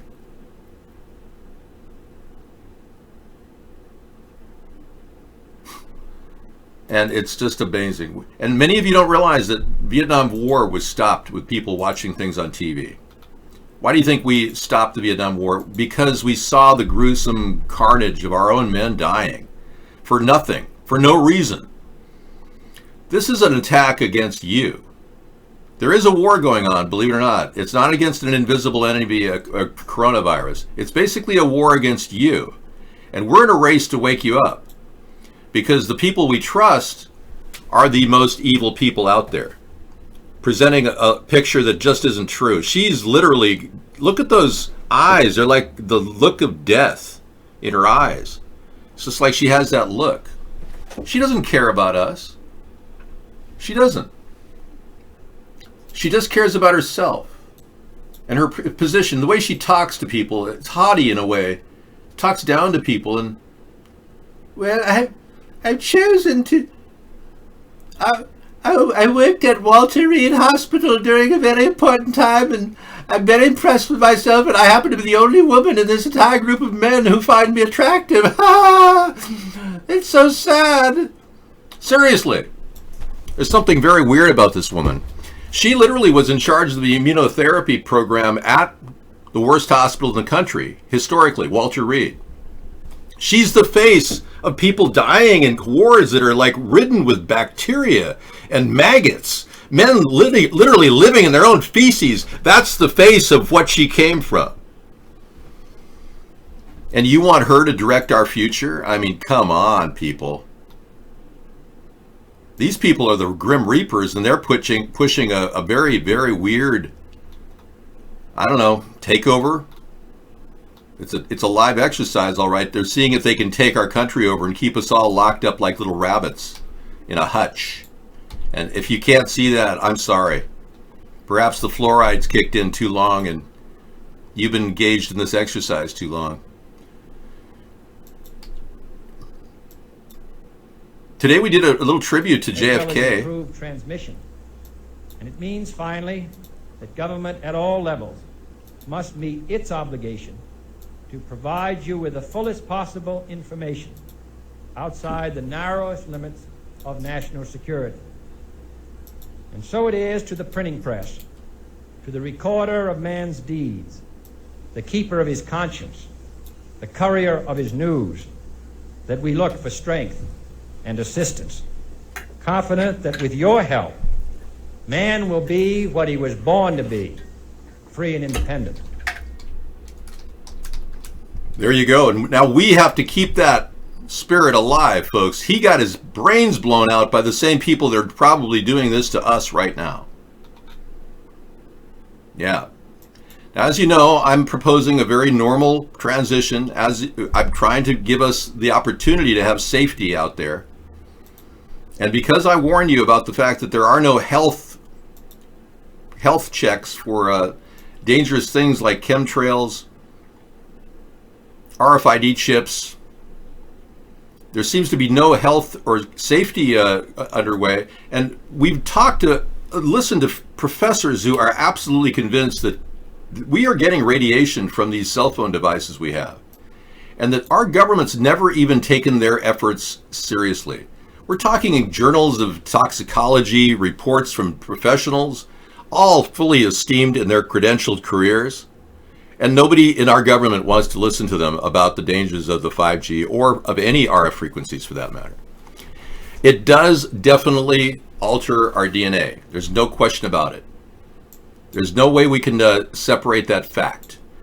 We haven't been able to even have a conversation in Congress, and now Congress can't even meet because of the social distancing. So it's like a siege to keep us all separated, prevent us from assembling, even 6 feet apart. I'd be okay with.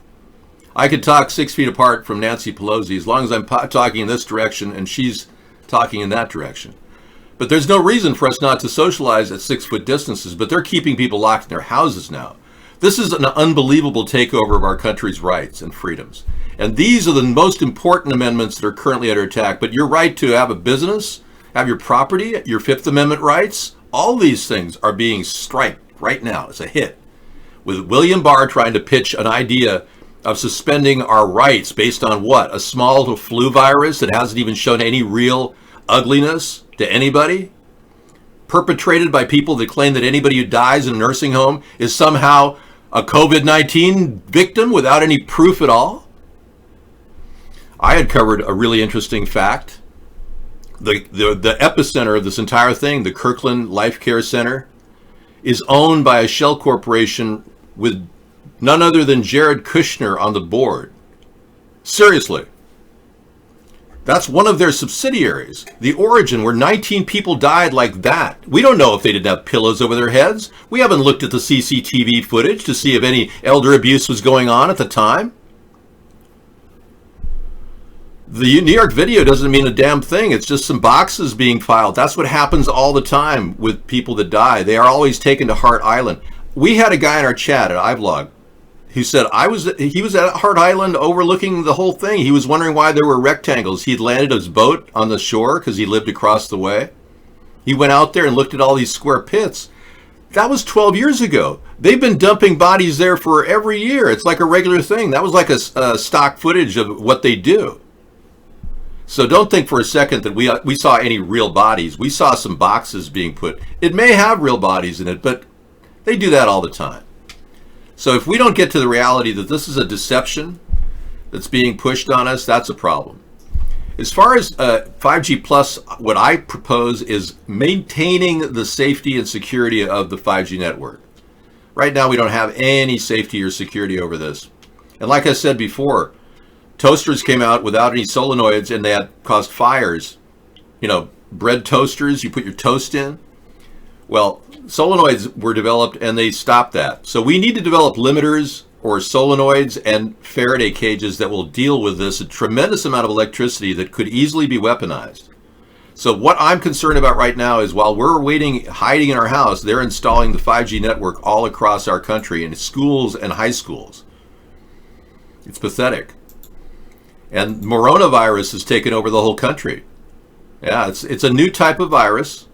It's you believe somehow that it's real, and there's no proof. So you have probably the signs and symptoms of the coronavirus, but not the coronavirus. Okay? Thank you. And Trevor, we've had this problem before with you, and I use a type of chat dar where I can pick up on people like Trevor. Yeah. The chips are down, yeah. I know. Somebody needs a voiceover guy? Really? What's this all about? Daniel Alexander Cannon here on Logic Before Authority. I am, well, just trust me, I'm not sitting on my hands. I'm working non-stop like I normally do. And I've got together, I know what's going on here. I know what's going on here. And I'll give you a peek, okay? The introduction of radio, back in the 1800s, going into the early 1900s, they were developing the components that ultimately would create radio, which started launching around 1915 and really was turned on around, guess when? Around 1918. And so that was the first time in the creation of the world that radio frequencies were introduced artificially into the human environment. Yeah. Ironically, the same time that the Spanish flu happened. Interesting. He's onto something there, yeah. Well, the Spanish flu, ironically, was spread by vaccinations. I've said that before. Vaccinations caused the Spanish flu to spread. They literally tried 35 different vaccinations and they kept poking people with the flu. In their effort to prevent the flu, vaccinations killed all those people in this world. You got to wonder. I mean, here we go again, vaccinations. They want to get rid of the population. This is looking a lot like genocide. No speak español, no español. Poquito, muy bien, gracias.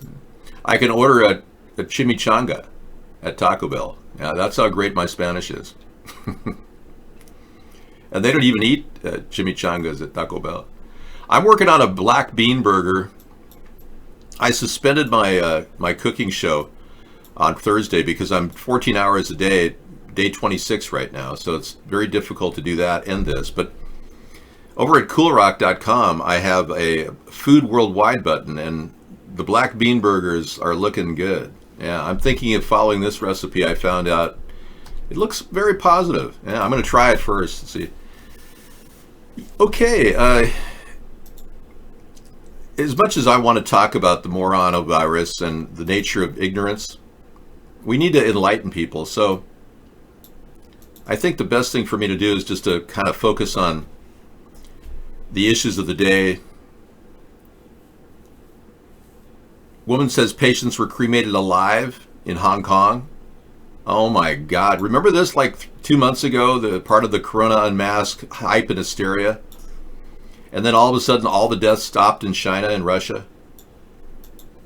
Social media video, a woman describes her terrifying experience inside a Chinese hospital. She says she witnessed critically ill coronavirus patients being sent away for cremation while they're still alive. NTD's Juliet Song has more. A Wuhan hospital is sending coronavirus patients for cremation while they're still alive. That's according to a woman in a video that's circulating on social media. Speaking in a Wuhan dialect, the woman describes how she witnessed the patient next door being sealed up in body bags. This video could not be independently verified. 这一块去还没灭，那手就是他喷他的头的时候，人还在动，他是就是还在动，然后就是就喷，喷了之后呢，就一个塑料的妈的。 His hands and feet were moving when they wrapped him up, tied him up, and wrapped him in a black plastic body bag. 那个袋子一个盒袋子，就你妈 They zipped it up. 包了之后拿人一拉。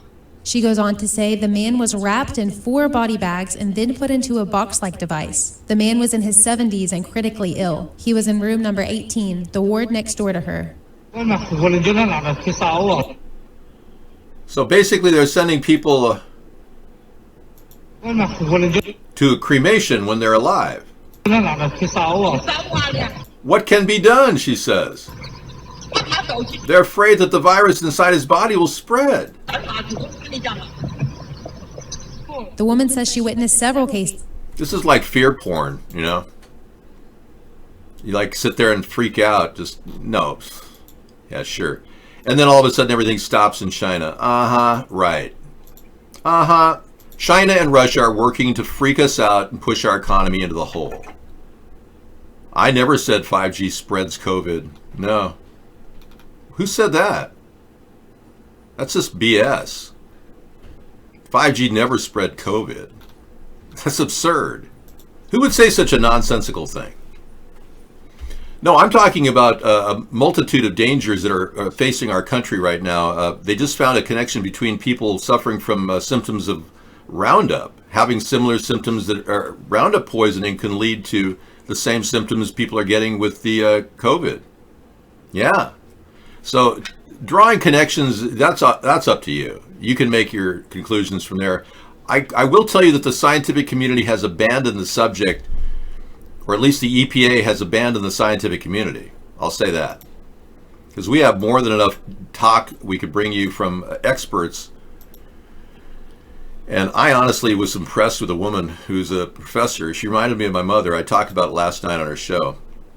My mother was a professor as well, a college professor, and this woman, if I can bring her up.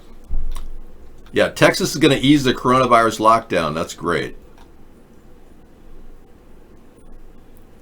Grassley is joining Trump and blaming the WHO for the coronavirus lapses. We're not really dealing with it. If we took the man in charge of WHO out and looked at his career, we would know that the man is clearly working. He's a corrupt man from a communist country who seems to be doing the bidding of China. And that was the ambassador in charge, or the director of the World Health Organization. So something's very wrong here. This is all wrong.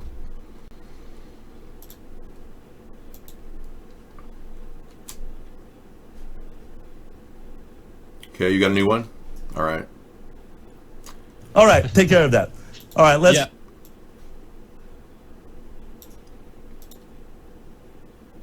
There you go. Whoops. There I go. Okay, let's play this for you while I come back.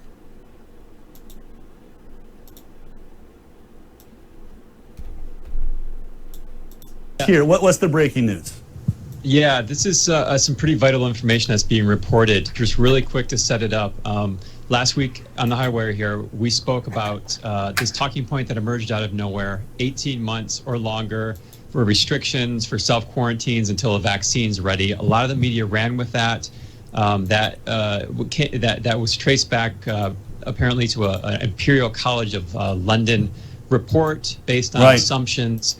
The report was done by a British epidemiologist named Neil Ferguson. He's the head of the Department of Infectious Disease Epidemiology in the School of Public Health at the Imperial College there.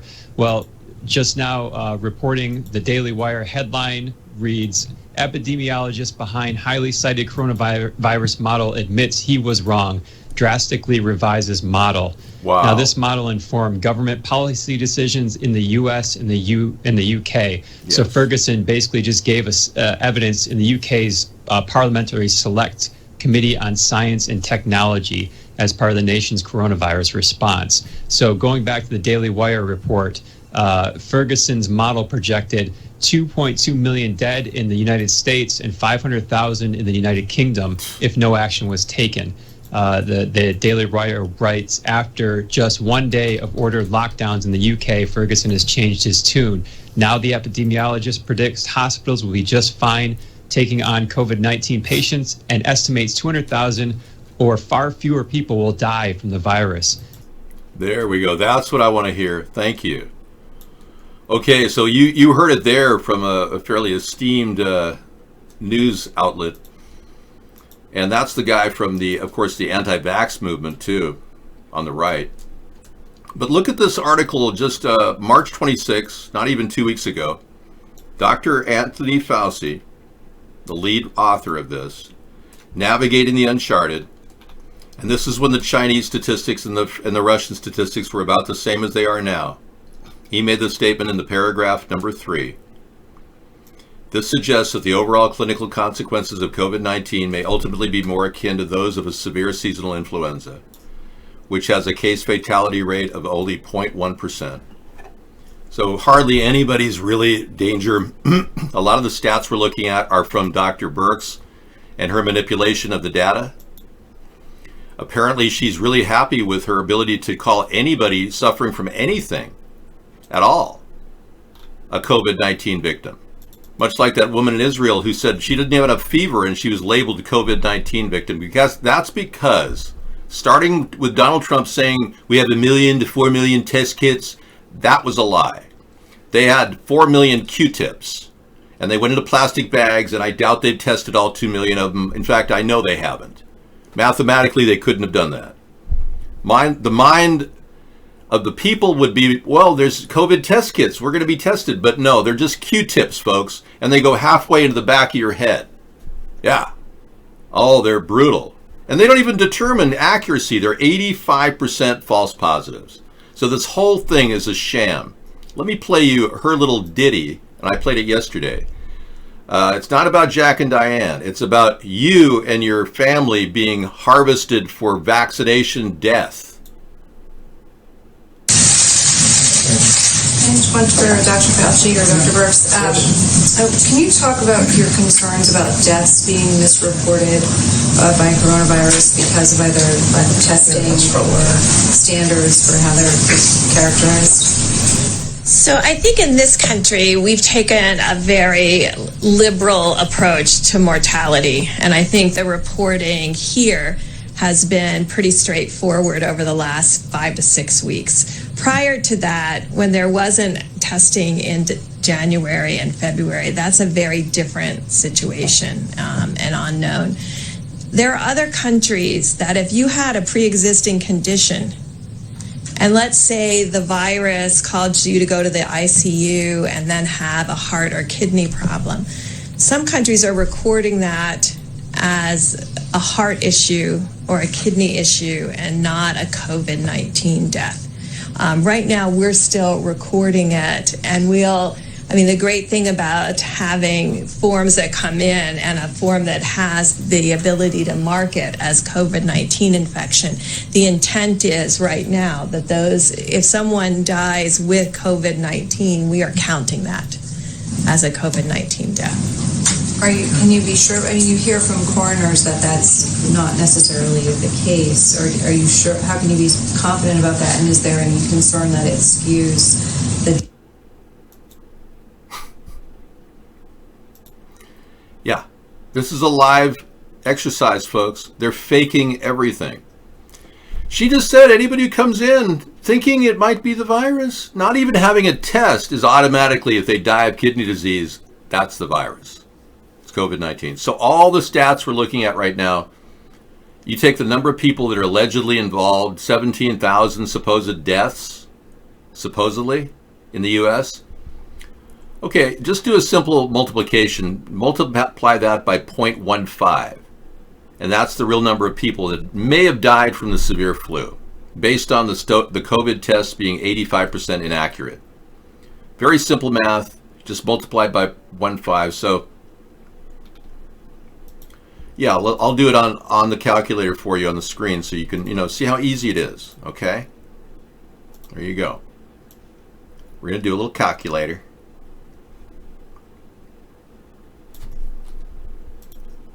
Do the calculator thing.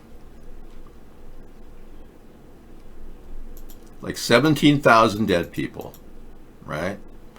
Times 0.15 equals maybe 2,500 people in this country died of a severe flu. How many people in the past month would typically die of a severe flu in America? On average, roughly 25,000 people. So they're trying to say that, their statistic, even 17,000 is below 25,000. But with the accuracy rating of their testing, it would only be about 2,500. But even if we allowed them to say 17,000, it's still less than the number of people that would die of the normal flu in our country. So right around the same number. They are simply using the same number of people dying of the flu as their number. It's that simple. It's statistical judo, and they're playing it right in front of our eyes. Meanwhile, we're still wondering about the security and safety of our country relative to these types of things. Now, all of these could be easily weaponized. These smart chips could be stuck in your body, and they could actually be electrified. That's one thing.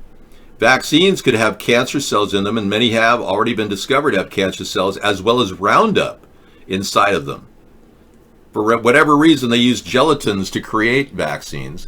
Gelatins are derived from the hoofs of animals, which come from Roundup ground. It's getting to be almost insane. And for them to pitch a virus at this point when they haven't even begun to clean up the environment, I got to get out of this scene and go over to my clean room. This is where I like to hang out. I should put these over to the left so you can see it. This is kind of like my hangout where I calm down and realize what the future really will be like for America. These people are bad news. They want to kill off the planet. They're genocidal maniacs, and they want to do it with vaccinations. They want to push forced vaccinations on us with God knows what in it. They want to stick RFID chips in us. These are not good people, folks. And frankly, they're the same people that created genetically modified food, which is not good for you. Now, I've been pitching organic food, healthy living for my entire life. I also want to get back to paper sacks. It's bothering me that people are handing out plastic everywhere because, you can't take your recyclables, by the way. When you go to the market, you can't take your recyclable bags. Oh no, they got one good way to get rid of those. All those people who were conscious of the environment, you can't take them in. They're infected. You can't assemble. You can't have your free speech. You can't carry bags in and recycle. Oh yeah, they really want to get rid of us. So yeah, I'm recommending more paper sacks and pricing up plastic and make it almost impossible to continue polluting at this level. No, I don't wear flip-flops. I go with my socks. I have a very clean house, so I keep it really clean.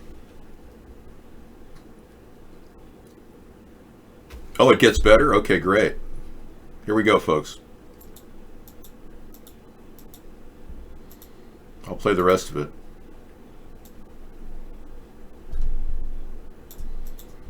Itself or from its agitation or other ailments. So we have 500,000 goes to 20,000. The article continues. It talks about an author and former New York Times reporter, Alex Bernison. He says, quote, "This is a remarkable turn from Neil Ferguson, who led the Imperial College authors, who warned of 500,000 UK deaths, and who has now himself tested positive for COVID," stated Bernison. He now says both that the UK should have enough ICU beds and that the coronavirus will probably kill under 20,000 people in the UK, more than half of whom would have died by the end of the year in any case because they were old and sick. This is his words. Now, what's interesting here, the Daily Wire writes that just days before Ferguson's about face, Oxford epidemiologist Sunitra Gupta criticized him, saying, quote, "I am surprised that there has been such unqualified acceptance of the imperial model."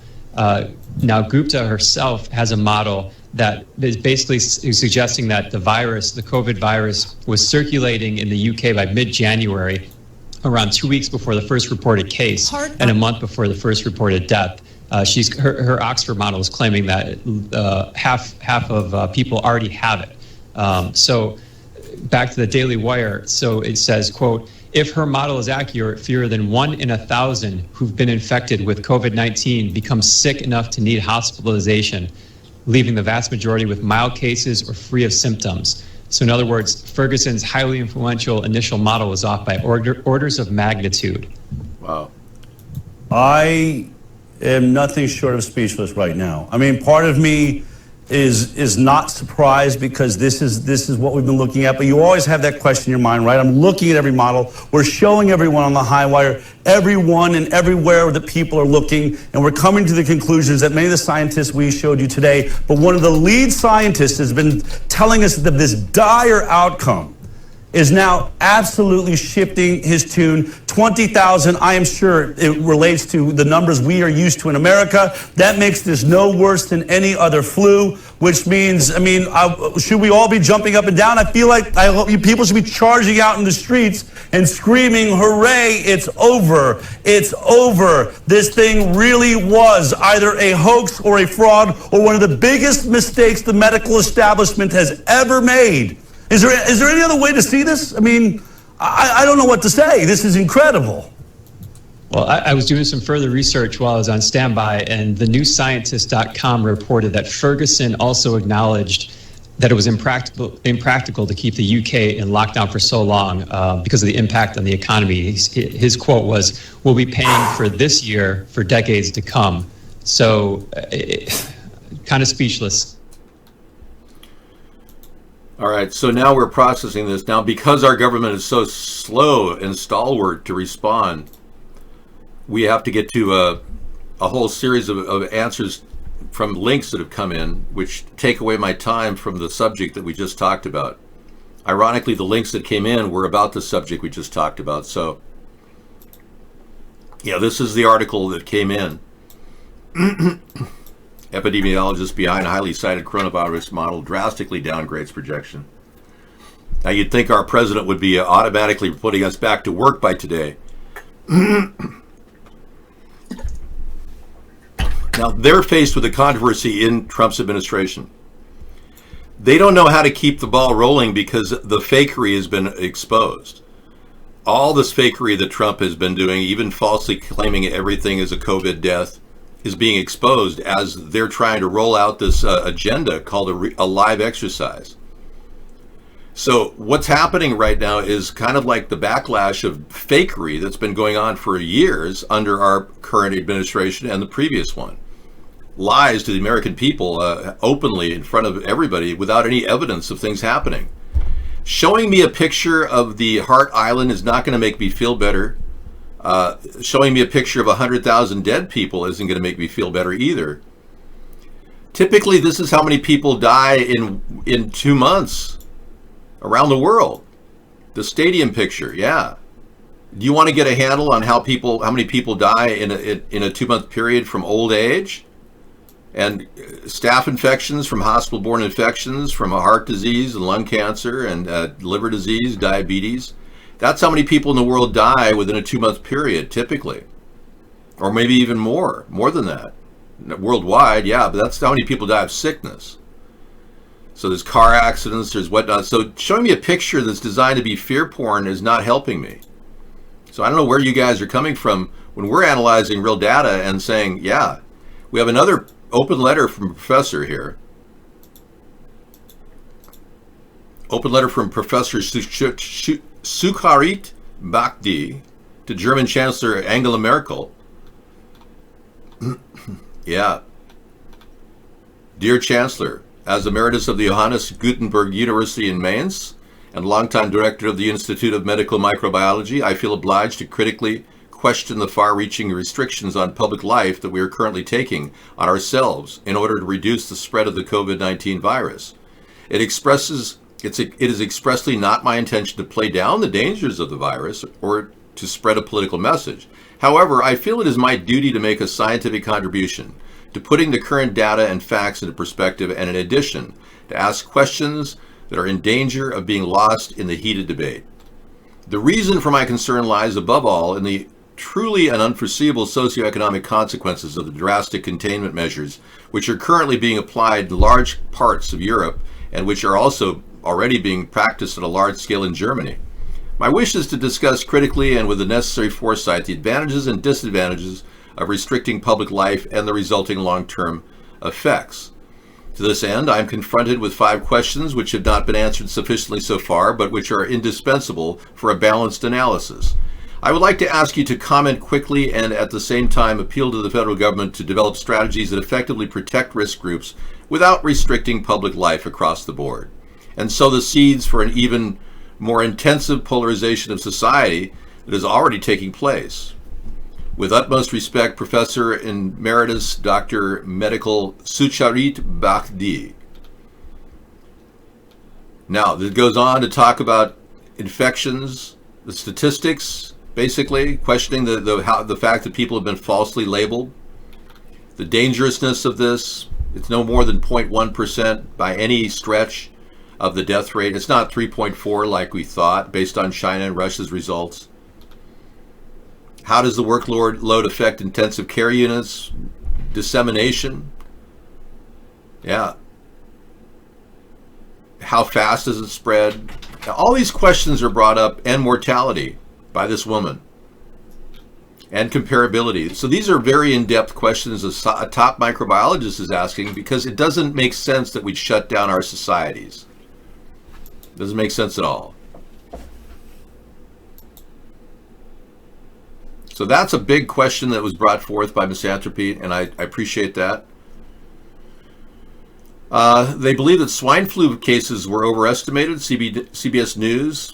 That was written back in 2009, and yes. They overestimated them? Well, because, so basically, I read through a lot of that article. I wouldn't say 100%, but I read through a lot of the article, and the synopsis is that the CDC stopped testing for H1N1 flu when the government said it's an epidemic.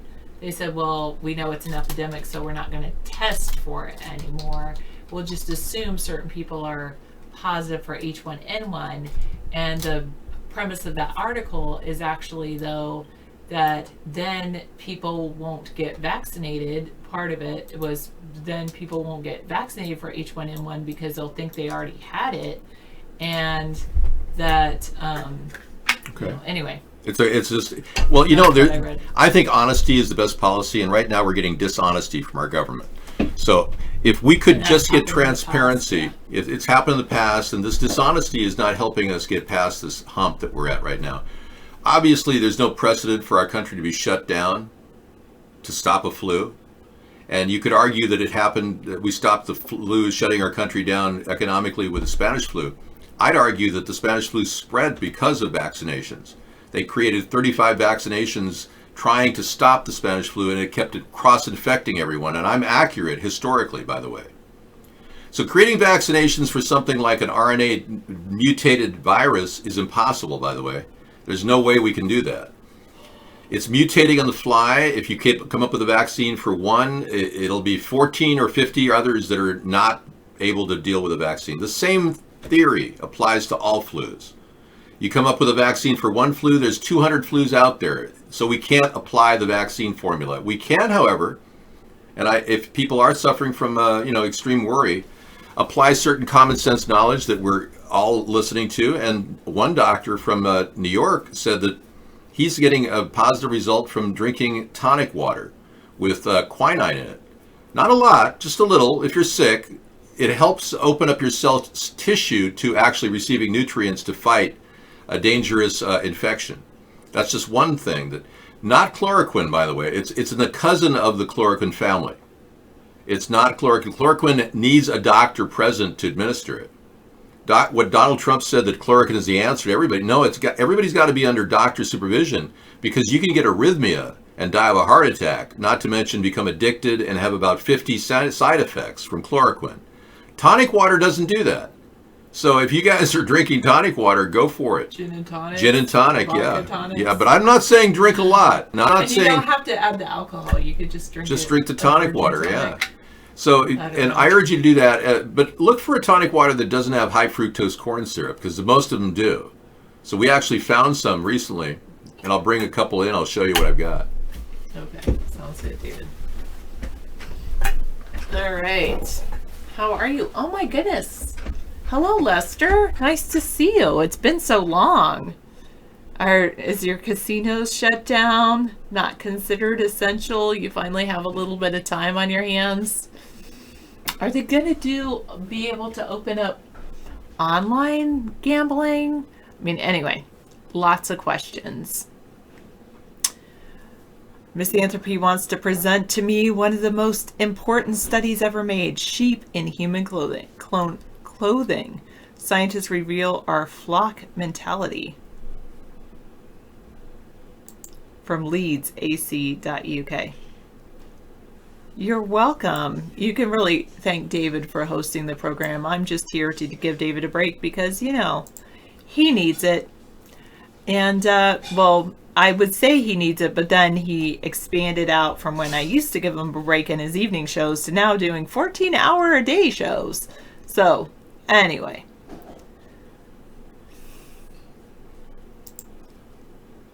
Just the kind of thing he is. All right, I'm going to remove this.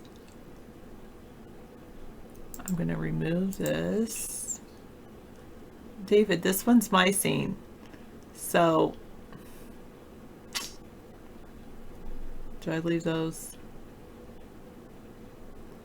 I guess, yes. Okay, whatever. And I'm going to show this one. All right, sheep in human clothing. Scientists reveal our flock mentality. Have you ever arrived somewhere and wondered how you got there? Scientists at the University of Leeds believe they may have found the answer. Their research suggests that humans flock like sheep and birds, subconsciously following a minority of individuals.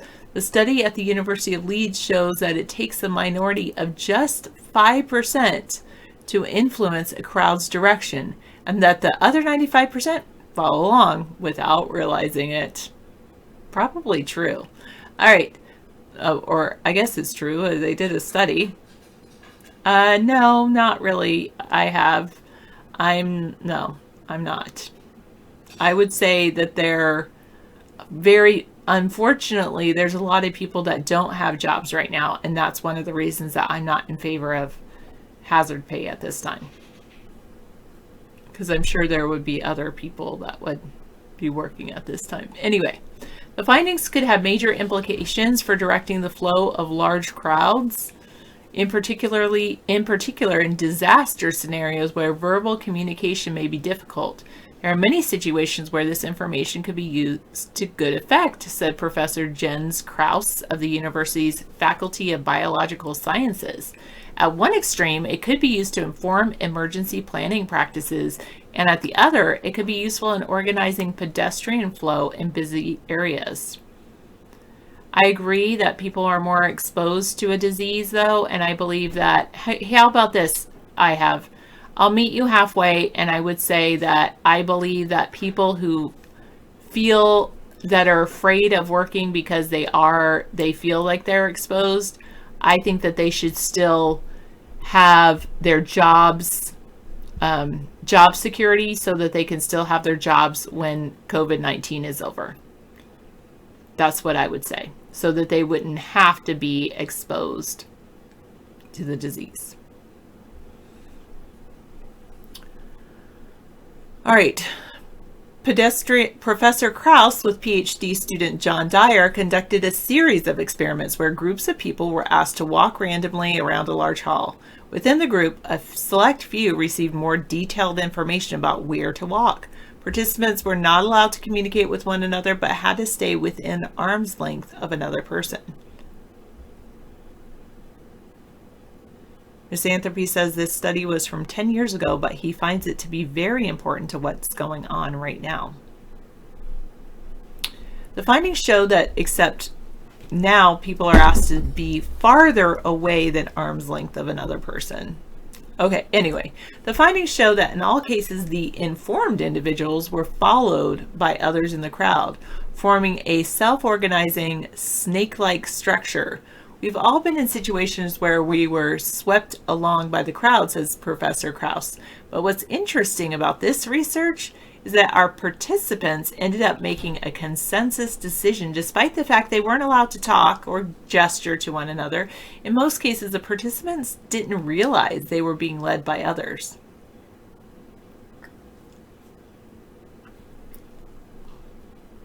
Other experiments in this study use groups of different sizes with different ratios of informed individuals. The research findings show that as the number of people in a crowd increases, the number of informed individuals decreases. In large crowds of 200 or more, 5% of the group is enough to influence the direction in which it travels. The research also looked at different scenarios for the location of the informed individuals to determine where they were located had a bearing on the time it took for the crowd to follow.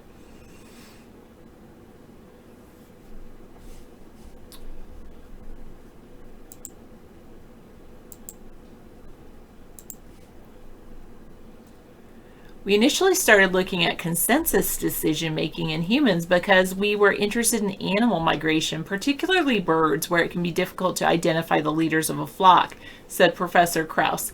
But it just goes to show that there are strong parallels between animal grouping behavior and human crowds. Well, humans are animals, technically. This research was funded by the Engineering and Physical Sciences Research Council and was a collaborative study involving the universities of Oxford and Wales Bangor. The paper relating to this research, entitled Consensus Decision-Making in Human Crowds, is published in the issue of Animal Behavior Journal. Not current issue because, as he said, this was older. When was this written? This was written in 2008. Has our behavior changed? Are we still like sheep? Probably.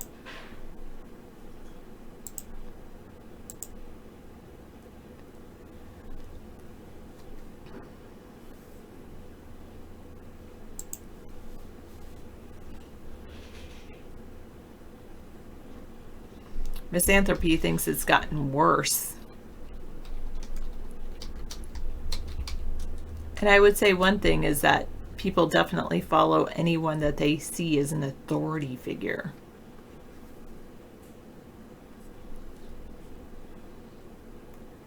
Demand rises for medical equipment from the national stockpile.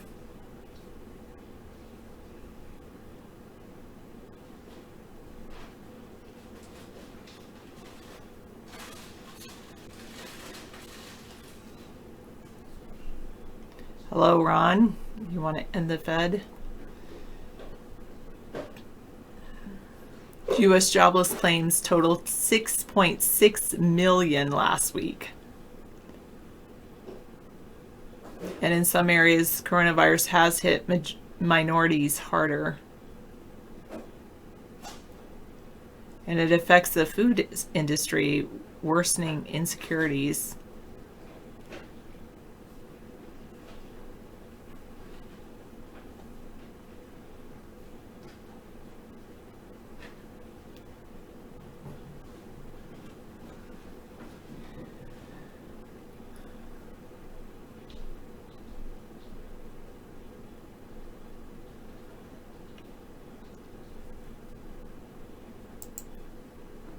You think 99.75% are sheep, 5% of the 5%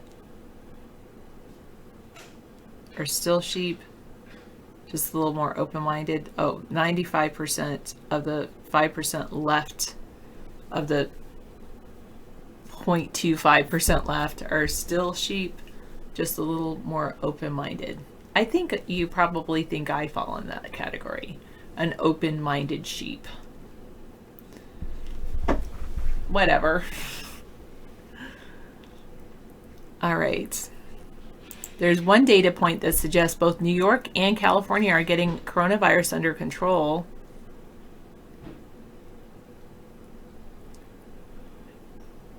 Even though the confirmed case count is approaching 500,000.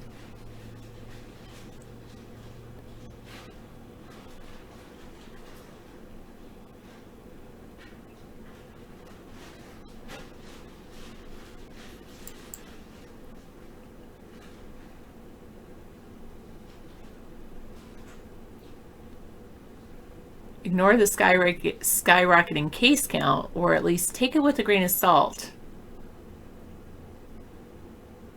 The number of positive tests reported in any given city, state, or county, I would say, is highly dependent on the number of tests conducted there, which differs widely from place to place over time.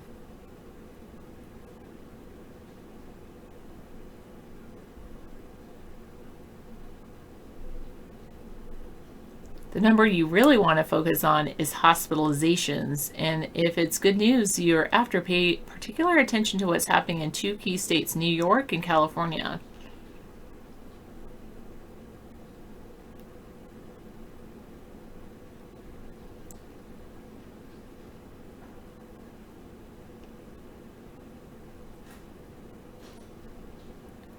On April 7th, researchers at the University of Minnesota launched the U.S. COVID-19 Hospitalization Tracking Project, which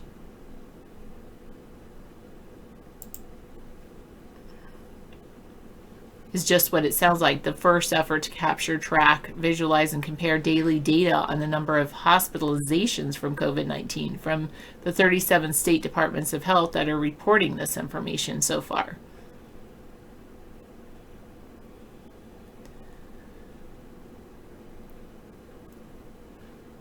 So hospitalization occurs a week or so after infection. It's less of a lagging indicator than the death count. Okay. Anyway, I guess they're saying that less people are being hospitalized now than were recently. I didn't read the whole article, but I'm thinking that's what it's saying.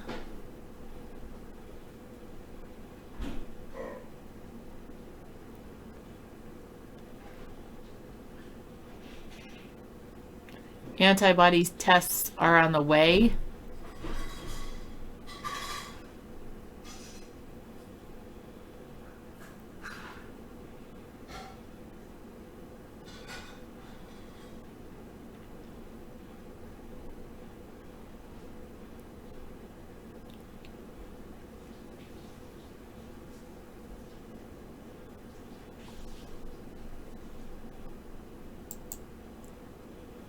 David will probably like this, you say.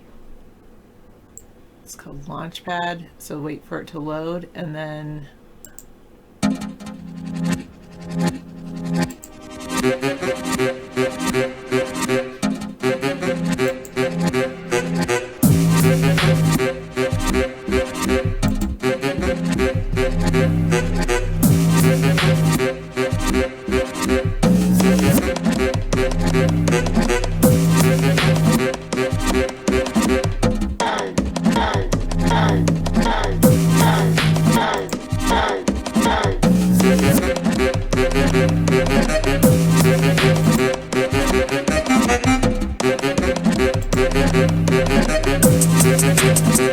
David will like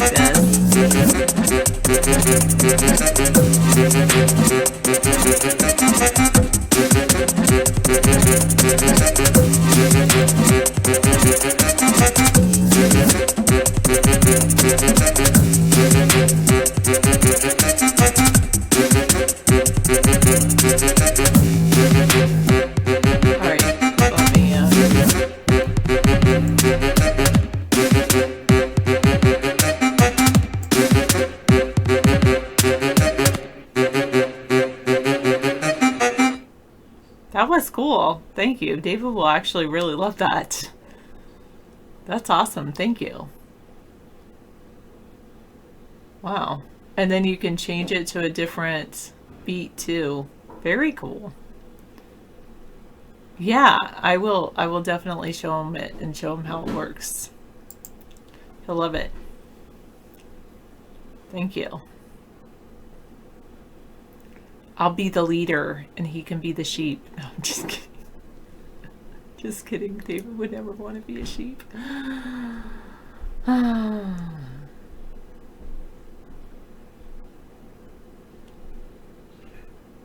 For Mitch McConnell, the virus carries an echo of his boyhood polio.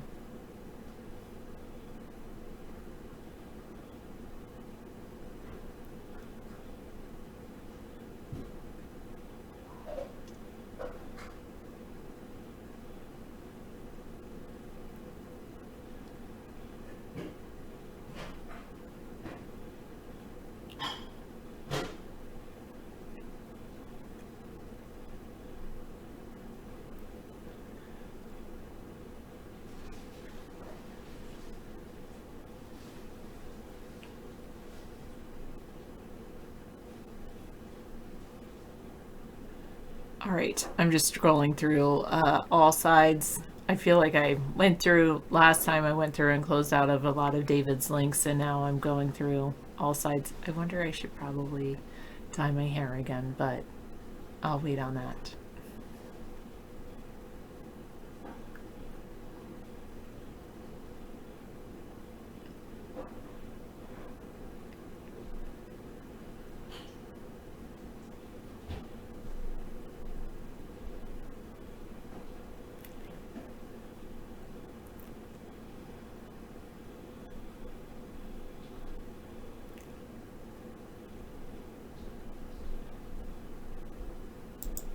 Which Carson is this?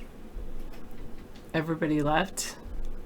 I know, it's gray. My mom says silver. It looks like it has highlights, but those are like little gray silver strands. So I don't mind it. It actually looks okay. So. All right, Carson. Housing and Urban Development Secretary Dr. Ben Carson told the story Thursday that not enough public attention is being paid to the number of people who have recovered from coronavirus, which Carson says is going to be about 98% of all the people who get it. I would agree with that. He was a Baltimore pediatric neurosurgeon.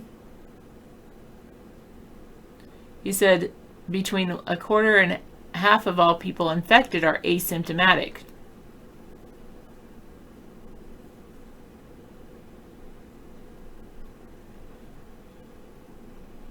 Everybody left. Maybe they did. Maybe it was just me.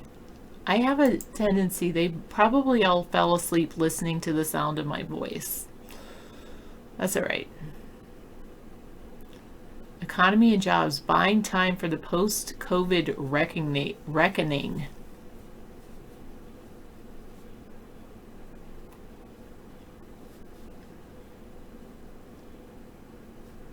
Optimistic David Nunez is planning a late May winery tour fundraiser. Oh, you're here, but you're getting more vodka? Okay, Paul.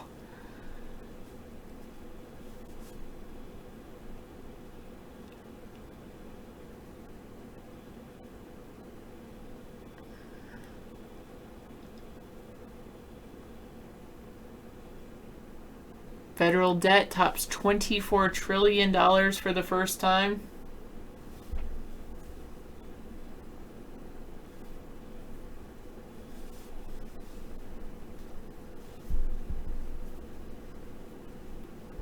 This one looks good. How to understand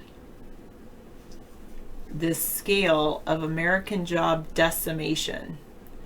Cumulative share of working age Americans filing for unemployment over the last 13 weeks.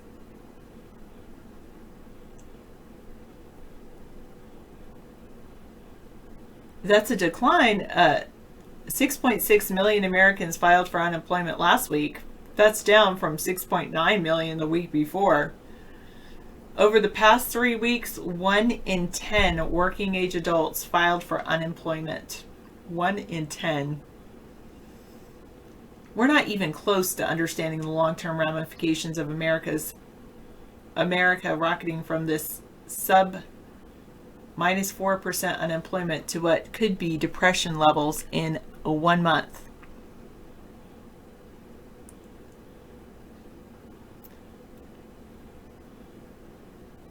Two of you in the room have filed and nothing's open.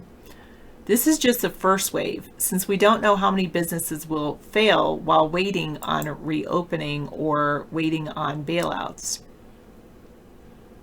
Yeah, it's not like you can just go get an interview or something, true. I mean, I suppose we could go and get a student loan and go back to school, but wow, look at this. This is a weekly jobless claims, and it looks like this says the last 4 weeks. Really? Oh, wait, here's the date. From January 8th, 2000 to April 5th, 2000. So here we are in January. And then here we are in the last 4 weeks. 282,000 4 weeks ago. The following week it was up to 3.3 million. The week after that, 6.9 million. And last week, 6.6 million. Miss Anthropy says the grocery store is still hiring. I did see a hiring sign at the grocery store I went to a couple days ago. Yeah, David is treating me as great. He's wonderful. He makes my lunches and my dinners. I feel like a little princess.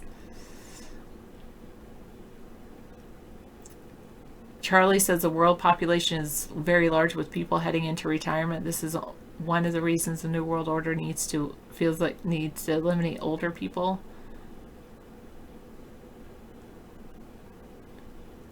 That's true. Don't worry, be happy. I definitely don't feel like a coder at all.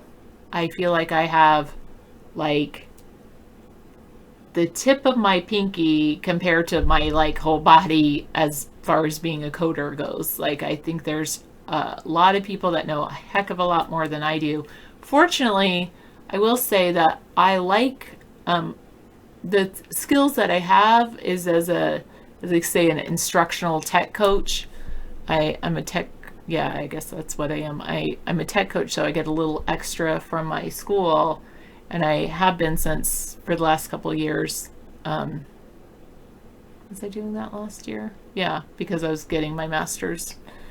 And, yes. And so anyway, my skills are very valuable right now for doing that. Just mainly helping teachers get their classes up and going online. But and I enjoy, that's my cup of tea. I really like doing that. One of the things I might start doing, but right now I'm like doing that and then vegging out on Netflix and also, but next week we'll see, because next week our distance learning starts. So I'll really be, working with students and things like that.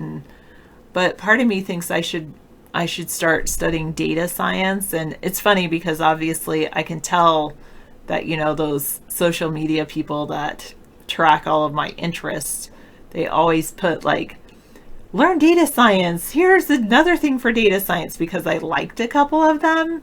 And so, and I maybe tweeted once that, if I went back to school, I would like to go into data. And of course, obviously all this, it would be very popular right now with all this data tracking.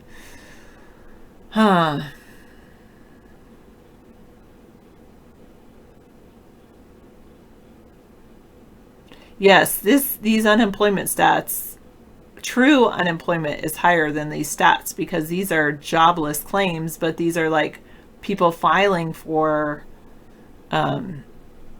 unemployment benefits. They're not the people who are really don't have a job.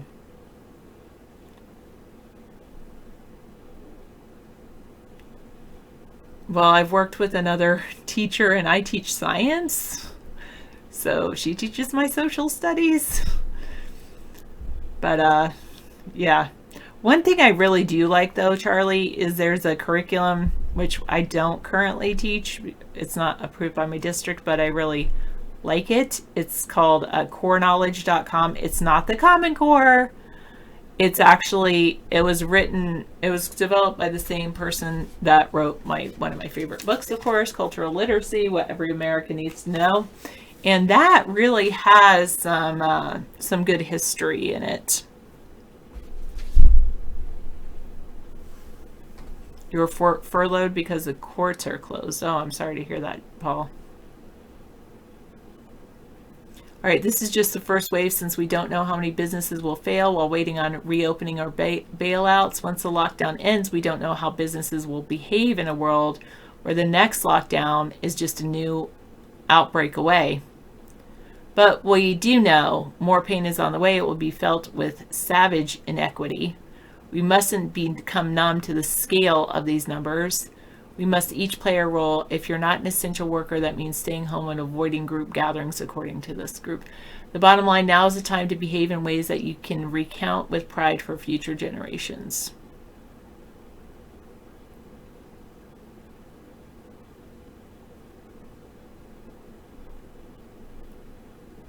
Okay.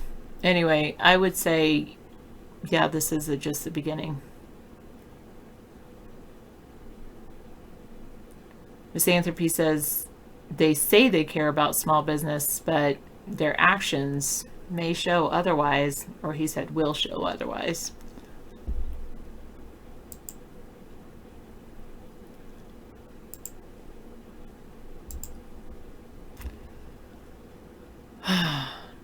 I guess I feel blessed that I am working.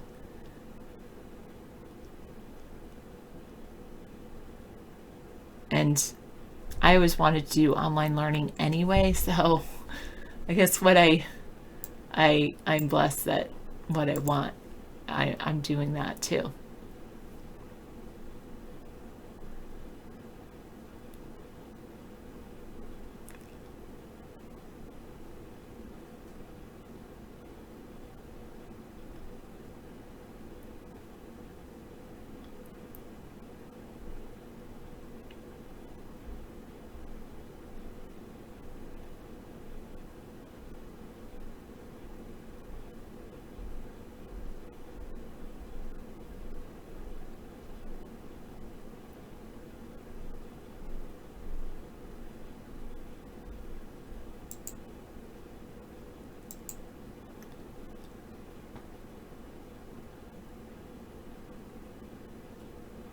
Charlie says, all the stimulus is going to cost us a fortune. We'll be paying interest to the Fed for a long time. We already are paying basically all of our tax goes to interest for the Fed. You're right, they're probably going to use this as a reason for a tax increase, but I would go back and argue that all of our money is printed out of thin air anyway. And so it's really about being able to provide for our populace. Anyway, this is a definite opportunity to look at a different way to view our economy. A lot of these businesses you visited don't seem to be appreciative of people continuing to come in. Only one place you've gone seems thankful to have customers. Wow. Go back to that place and everywhere else avoid. Yeah, the UN say they want a 10% global tax.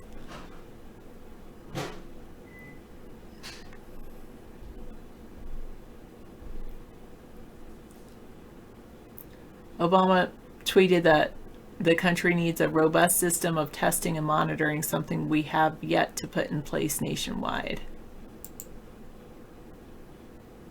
Oh, you can't go back to that place because they had a bad BLT. I went to a place that had a bad hot chocolate and a bad coffee. Like, then they went out of business. But I'm like, how can you mess up a hot chocolate? Like, it's the easiest thing to make, but it was gross. They're out of business, though. Anyway.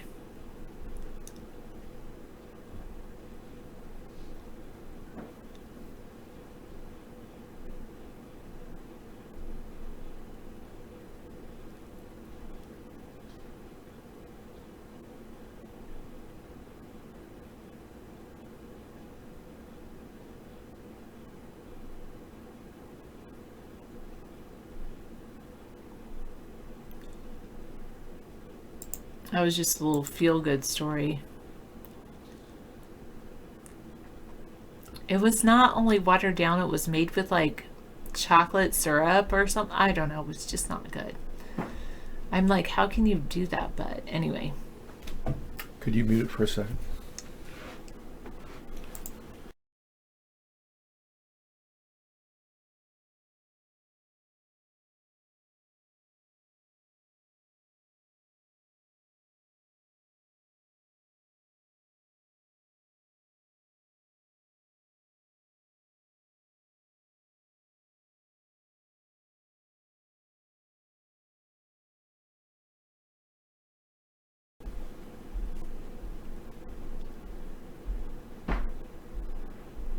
All right.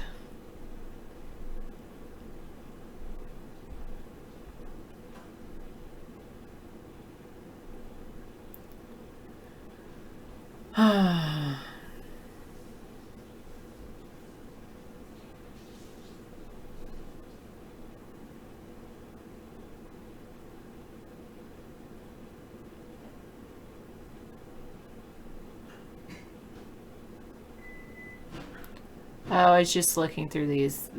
People are watching Netflix wondering, where's my stimulus? I'm not. I'm just... Yeah, but some people are, I'm sure.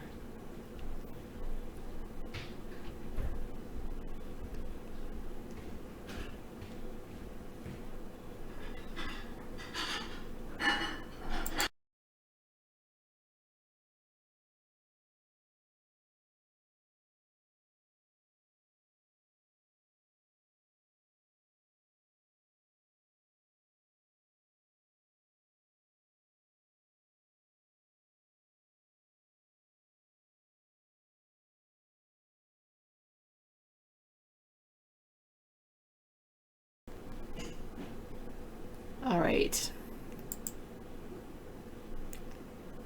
Why do you think that behavior? I don't know. Maybe misanthropy. I think maybe this whole staying at home is finally getting to us. I don't know.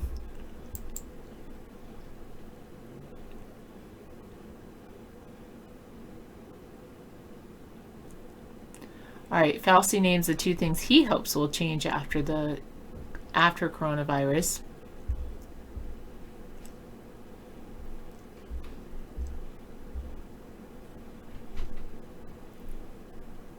Compulsive hand washing.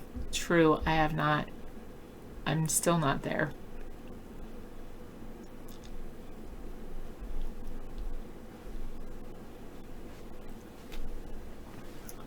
And don't ever shake anybody's hands. I will do that. I will move to Live Long and Prosper Vulcan grading. That's true. I used to always shake students' hands at least twice a day, at least, whenever they came in the morning and whenever they left at the end of the day. And I felt like it was I was helping them because, you know, when you go for a job interview, you usually shake people's hands. So I felt like I was kind of teaching kids something and like to look them in the eye. Acclimating them. But now I won't shake hands anymore. I will always do the Live Long and Prosper greeting. Yeah. But I will teach kids to look people in the eye. I think that's really important. I'm never going to gather in any public gathering ever again. I'm never going to get near anyone within 6 feet. We should do like a Scouts Honor thing that we'll all stay away from each other and never talk to each other. It should be like a social alienation, pact we could make with each other. We will honor the goal of being socially alienated forever and ever. David, check this out. This is a Misanthropy wants you to add this to Cool Rock. So this site over here, I'm going to show you how it works. Launchpad. So I'm going to allow this and then...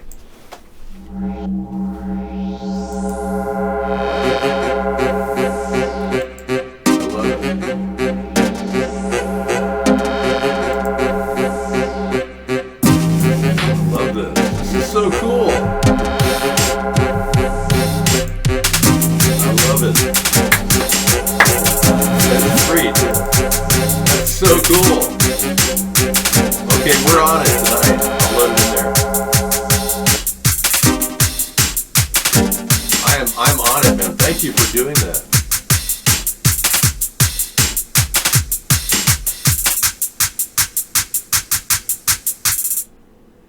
We'll do that tonight. I'll load it in there. Thank you.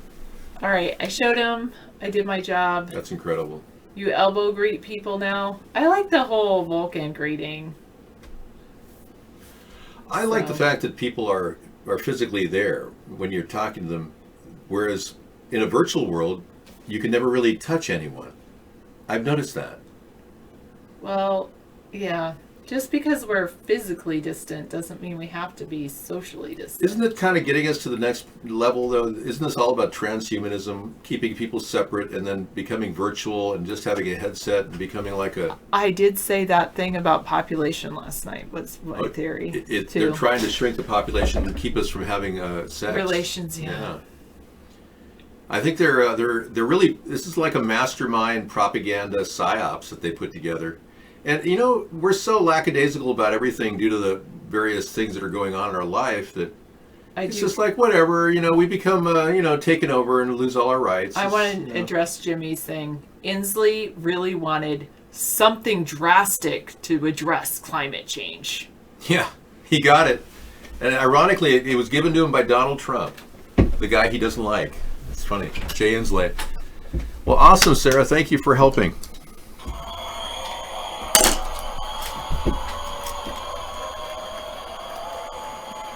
I'd like to give you some encouragements. This is Mr. Rogers, not Tom Hanks, the guy who likes to post pictures of lone shoes. This is Mr. Rogers. Won't you be my next victim? Yeah, you got to wonder. Mr. Rogers was a good guy, but I don't know about this. You know that Tom Hanks is not registered with the County of LA to work with children? In fact, nobody on the set of that movie that Tom Hanks did is registered with the city of LA to be able to handle children. They need to be vetted, and the city of LA isn't even bothering to look into it. Isn't that weird? Really, you're on the verge of punching people. Yeah, well, what are you going to do? Have you figured out how you're going to work on your mask so you can go buy a piece of grocery at the local store? In his area, where I'm not going to name where, but you have to wear a mask just to go in the store. I don't know if that's true where you are. Sarah and I wear double masks wherever we go, so it's not like a big deal. I know the famous get away with a lot, yeah, just because who they are.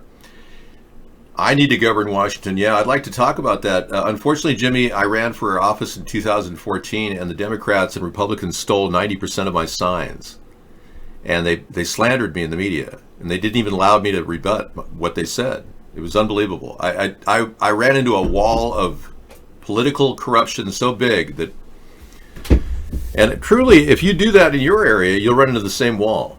But I could never get to the point where I could govern Washington. I really am not able to help the people here. They're too far off to the left. We're in burn-tarred land here. They believe that the only way to get by is to tax more. We have to keep taxing. No, you divert the funds that you're currently wasting to a better program that may help build jobs and have a multiplier effect. So this is just one of the many. This is from a company by the name of Fever something. Tonic water. Yeah, and ironically, this premium Indian tonic water we picked up it has quinine in it, and if you drink this when you're sick, one doctor said he had a fantastic result from it. So, and this particular, no artificial sweetness. So it's all made with natural flavors, including natural quinine, naturally derived quinine. So it's really the quinine that they're looking for here. You can't really see it. Chloroquine is what is concentrated, and a different variety of quinine. It's a cousin to the quinine. But chloroquine is dangerous if you take it, and it can become weird.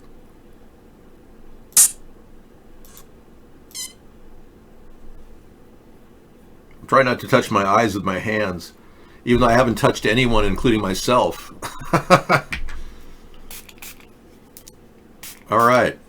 It's just a natural homeopathic thing that you can take with the flu, like you would normally mix a gin and tonic, right? All right. I haven't even tried it. I have not been a quinine drinker at all in my life. I've only had a couple of little Perrier in my life. I'm now going to do that, though. Yes. Yes. Or... Oh, come on now. That ain't even bullshit. That's horse shit. We don't really have a way out of this right now unless we start a third party. So I have that in the corner of the screen. It's kind of low key, but really it should be everything. We should have the whole back of the screen as third party. Truly.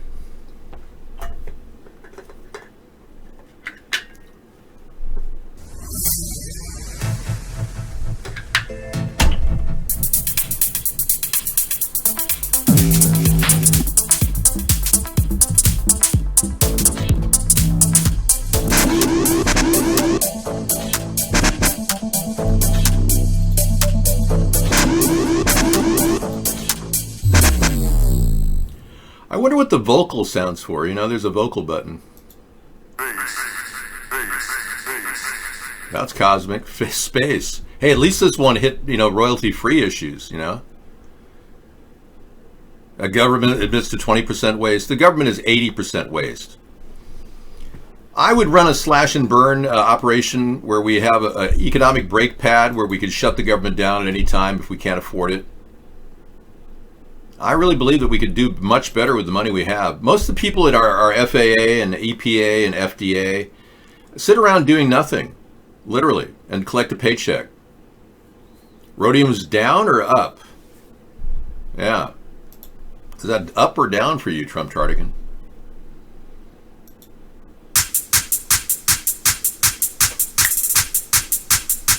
Oh, yeah.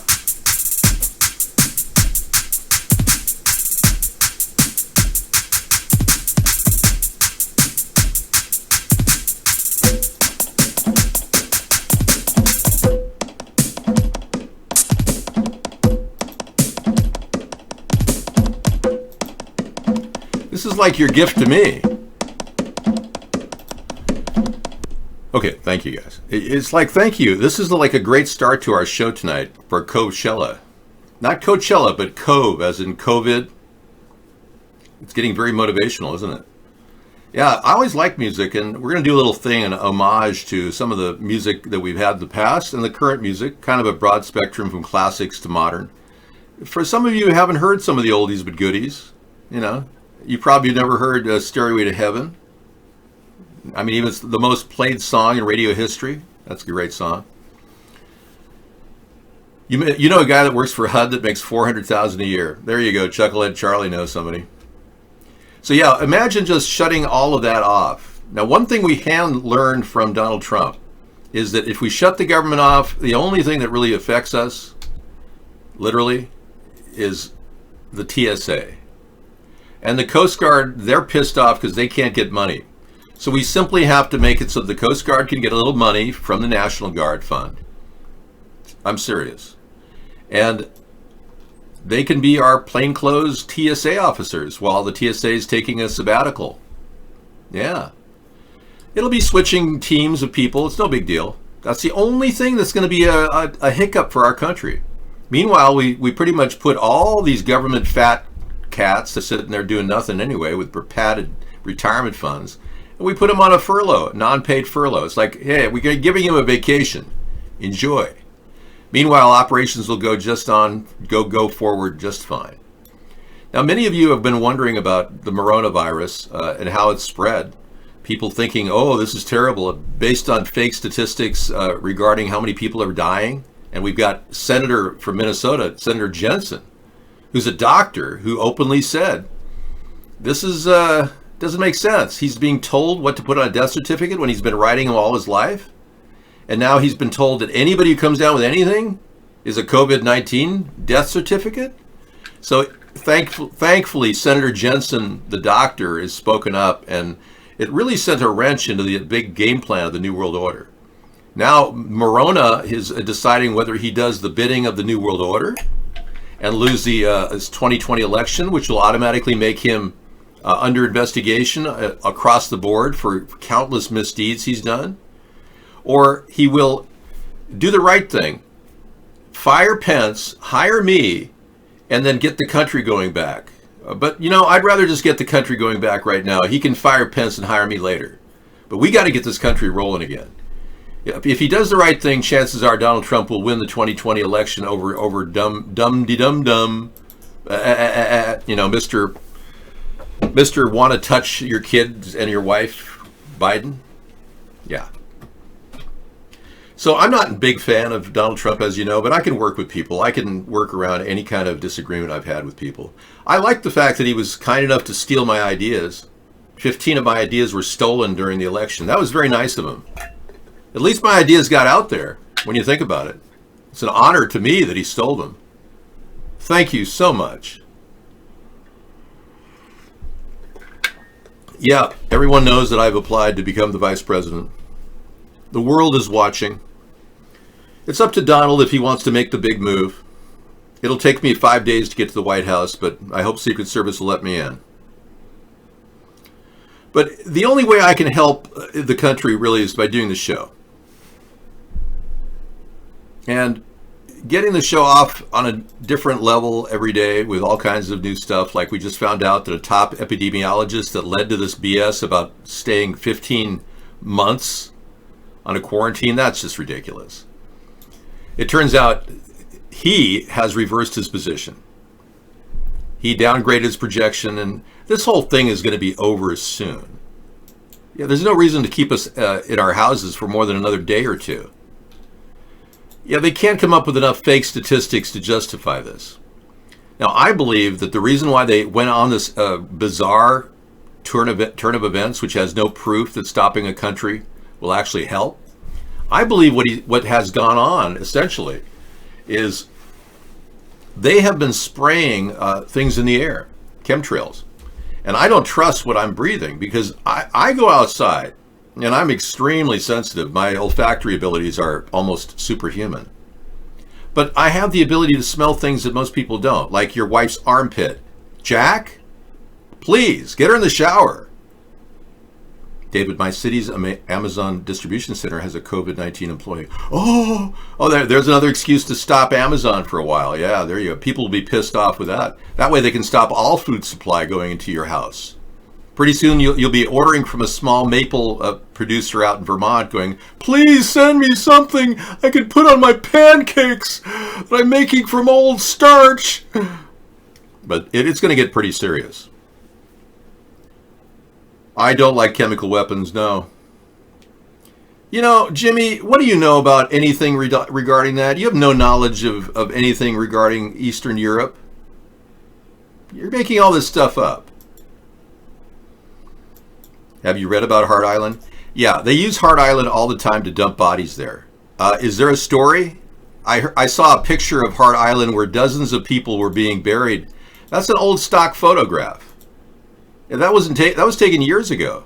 Island is New York City's Potter's Field, where those with no family or means to arrange a funeral are laid to rest. They used to bury 25 people a week here. In the age of the coronavirus, it's about that number every day. Counting the dead is now part of the daily routine for the governor. 9/11 was supposed to be the darkest day in New York for a generation. We lose 2,753 lives on 9/11. We've lost over 7,000 lives to this crisis. Wow. And you normally lose how many? 70,000 during this time period? Come on.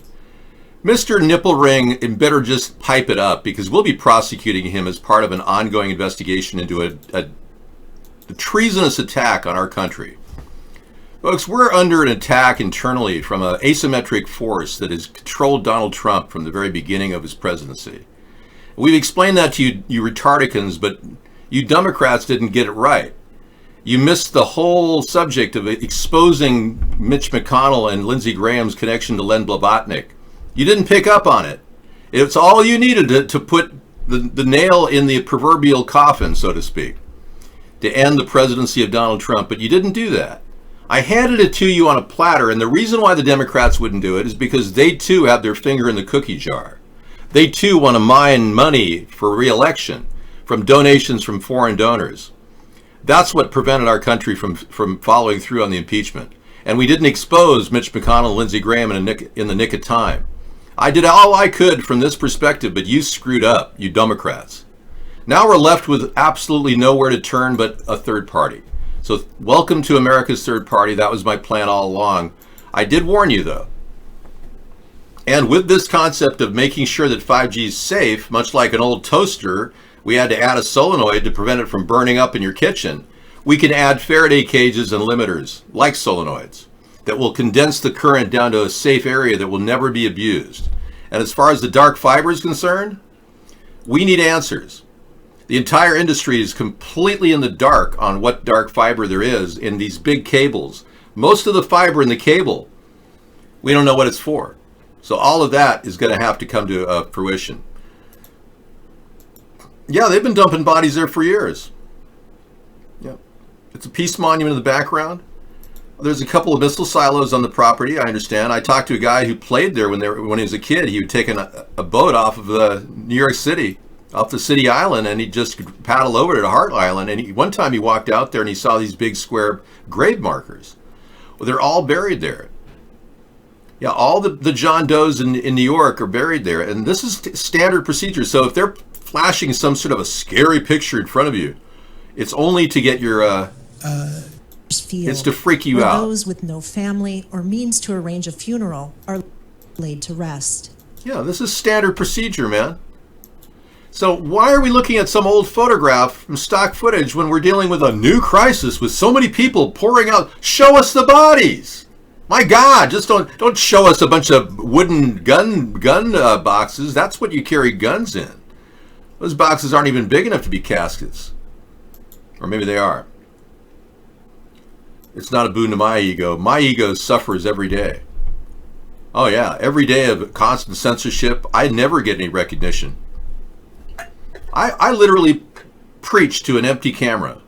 I don't know how many people are watching me any given night. I really don't. Believe me, I don't get any perks doing this. I get no money whatsoever. So if you got me pegged as some sort of an egotist, you got me wrong. Wow, U.S. censoring you is working. Not really. It's just trying to wear me down. I'm invincible. My program was designed to last over 500 years. As we go on in this effort to raise awareness, we bring in new viewers every night, and word of mouth gets people to tell them about me and what I'm doing, as well as this third party and how important it is to help everybody. I have a plan to protect the 5G system's integrity without jeopardizing your health. That's not a bad idea. That's a good idea. I could even sell that to top industrialists. Because of this clarity of mind that I have right now, I'm not trying to hate on technology. I'm trying to embrace it with safety. Chemtrails is really stratospheric aerosol injection, and it's not working. The science behind it, if we look at it, is absolutely moronic. Putting more chemicals in the air is not going to make our country any better or air quality any cleaner. Ironically, this slowdown in our economy has kept the air pollution down. Ironically, but it hasn't stopped it with the chemtrails. And these things are coming at us nonstop. And so, this is... Oh, I can't play that. That's David Icke. Or you call him David Icke, right? Well, he thinks he's the son of Jesus, but he did come up with some interesting stuff the other day. But they pulled his video down because he made some statements that just didn't make any sense to the elitists who are concerned about the message. As you can see, I'm strictly concerned about the safety of these things. That's a safety factor. And because I focus on that, I get to be on YouTube. As far as the virus is concerned, yes, it is bioengineered. It is mutating as it goes. You won't hear that from your government. Donald Trump won't talk about it. And there will never be a vaccine that will stop this particular virus. The good news is, all you have to do is boost your immunity, get a little tonic water and some vitamins. Vitamin C is good. Linus Pauling swore by it, 2,000 milligrams a day. Vitamin D. I like to say that zinc is good because it builds you a little barrier. Your cell tissue has barriers with zinc. I'm serious. I'm giving you some tip-top quality ideas as you prepare for the complete takeover of the human race. You're going to have to get a little bit more creative with how you handle your daily diet, because you have to conserve your food, because what they're going to try to do is starve our entire population. And in lieu of that, you have to come up with some of the ideas that would help save you from an inevitable meltdown and starvation. So I'll be giving you tips along the way through this nightmare that you're now involved in. And our daily show gives you a place to hang out. What is this? What are chemtrails? Well, you can go to chemtrail.com, chemtrailparty.com, which is a site I created, to explain what chemtrails are.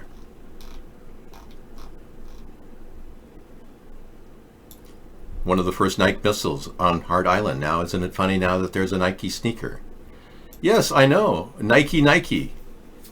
Yeah, those missile silos are abandoned.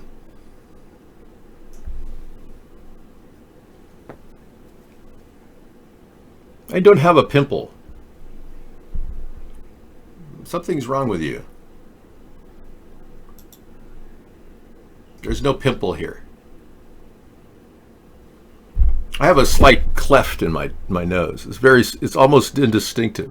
You can't even see it.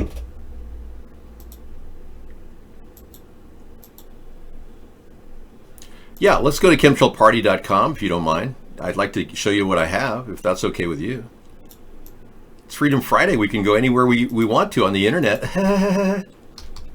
But we have to stay in our home, otherwise we'll be penalized $100 to $300 or $1,000, depending on what city you're in. Unbelievable. Total takedown of our country's rights. It's unbelievable. Unbelievable. Mona Lisa, men have named you. Yes, my party show is going on in the corner. You can watch me here. Chemtrail Party 2020 is on. We're America's third party, as you know, but we're also talking about Chemtrail IM. It's my program. Chemtrails are toxic. There have been no peer-reviewed studies done on them. The work of David Keith has been refuted by experts saying he's absolutely off his gourd, thinking that by spraying chemicals in the air, it's going to get rid of pollution. That's absurd. It's like saying fighting wars will create peace. It's absolutely upside down. Oxygen is depleted because anything in the air that we're pumping, chemicals that you see in the skies above you, are blocking light for photosynthesis, which is essential in creating oxygen and absorbing carbon dioxide. So that too refutes the chemtrail theory. And most of all, weather warfare, which is precisely what weather modification is designed to do, is being exercised without any regard for the effects on the planet. It can create droughts, hurricanes, even earthquakes. This technology was originally developed by Nikola Tesla in the 1890s. Believe it or not, it's over 100 years old. And by spraying heavy metals in the atmosphere, phased array radar can manipulate those atoms into weather patterns like hurricanes, tornadoes, typhoons. Droughts, evaporation with barium and aluminum is done in California. There are a lot of weird things happening with these chemtrails that are interconnected, and the very pollution they create could very well be affecting our respiratory system, creating the symptoms of something like the coronavirus. So that too is a factor. Now we have to be concerned about where the origin of this is. Aside from germs and bioweapons, we have to worry about pollution and other factors. But if you look at our link page up here at the top, it'll take you to all the coolest links that I've found on the internet. And there are a few more out there spidering out from these places, but we're talking about nanoparticles in the air, possible effects on humans. This is by far the most almost science fiction when you get into this site. It's deep. It's the first site out there. And Stop Spraying in California, with all the resources on the net available to people, there's one that stands among the rest. The definitive proof of chemtrails can be found at this link. This is the best site to look at chemtrails in the sky. I highly recommend it. Geoengineeringwatch.org. This author created an ebook, William Thomas. It's under 100 pages. You can download it for free, and it'll tell you and your family everything to know about chemtrails and their dangerous effects. Global Skywatch, the website is about engineering Chemtrails are plumes emitted by aircraft that have been determined to contain highly toxic metals that are harmful to all life. This historic issue affects everyone. Learn more about geoengineering. Then I go on to show you a really great woman who we've aired her views a lot on our show, Never Lose Truth. She used to be Kafka Winston World on YouTube, if you followed her. She's got a great site, and we gave you a link to that as well. Climate Change Agenda. These are all about radiation, and they're really in depth, and they go into the safer, the factors of what to do around radiation to make them safer. So it's not like I'm not trying to educate people. Chemtrailparty.com is a place to check that out. Yeah. Oh yeah, we don't need that anymore, Mr. Casino. Mark bought a 2020 Maserati. He said he paid $80,000 for it and said thank you to his staff for censoring Dave Mark. Oh, that's unreal. Hey, Hugo, could you actually get me proof? Because I can't get anybody over there to believe any of this. Yeah, if you could just send me an email showing proof of what you're saying. Yeah, they think you're trolling me by telling me this stuff. I got a lot of people who think this is all total BS, that Mark's made all this money off of censoring me. So if you could email me there some sort of proof of what you're saying, I'll keep a track of what you just wrote, because I keep a running pad in our show. But I got a lot of supporters that just don't believe that I've been censored as much as I have, and it's really discouraging for me. I need real solid proof of what Mark's getting. If you got a picture of him with his Maserati, that'd be great. Well, I'll have to get his chat log, but I don't have a subpoena to get his chat log. It has to go through the NSA. And if I'm president, I can do it. If not, I'm not going to be able to do it. But I'm on the right track toward becoming president, so I'm not worried. Canada is going to prepare to surge force. They're looking to prepare surge force using cell phone data to contain the COVID-19. So it's like they're going to track every human being, and in order to get this thing operating, they're going to have to put chips in them. Or no, they're going to track their smartphones. Very weird stuff. Federal and provincial health officials are recruiting small armies of staff and examining technology options such as cell phone location data as they ramp up Canada's capacity to do contact tracing. It involves searching out recent contacts of anyone who's tested positive for COVID. You know, at this point, since the COVID doesn't seem to be a big problem, and China and Russia no longer have a problem at all, I think that's overkill. I don't think we need to pursue a social distancing or a social credit system that monitors behavior and punishes people that didn't do a crime. Dave, look how happy they are being chipped.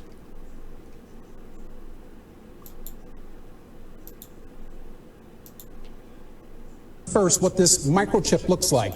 It is about the size of a grain of basmati rice. So Patrick here is the CIO. Andy is a licensed body piercer, so let it rip. We're going to see this now. I got it. I can't look. I can't look. Needle is in. Chip is in. Bingo. Not very much blood at all. Patrick, how'd that feel? Better than get my wisdom teeth out. Okay, and you're still conscious. Yeah, I'm great. Melissa. God, what a nightmare. You know, they say that 1/4 of our population would gladly be chipped without even knowing the safety of it. That's amazing, Wygorf. Thanks for that. Nope, the chips are bad. RFID chips are unsafe. If you want to read this very slowly, I'll help you through the letters here. U is the big upwards letter that says U, and then un and safe. Right, it means it's not safe. Unsafe. Kind of like the Uncola. 7-Up used to be the Uncola. Well, let's guess it is the Uncola. Chemtrails are unsafe. 5G is unsafe. Vaccines are unsafe. RFID chips are unsafe. Do you know why they're unsafe? Because we never checked them for safety.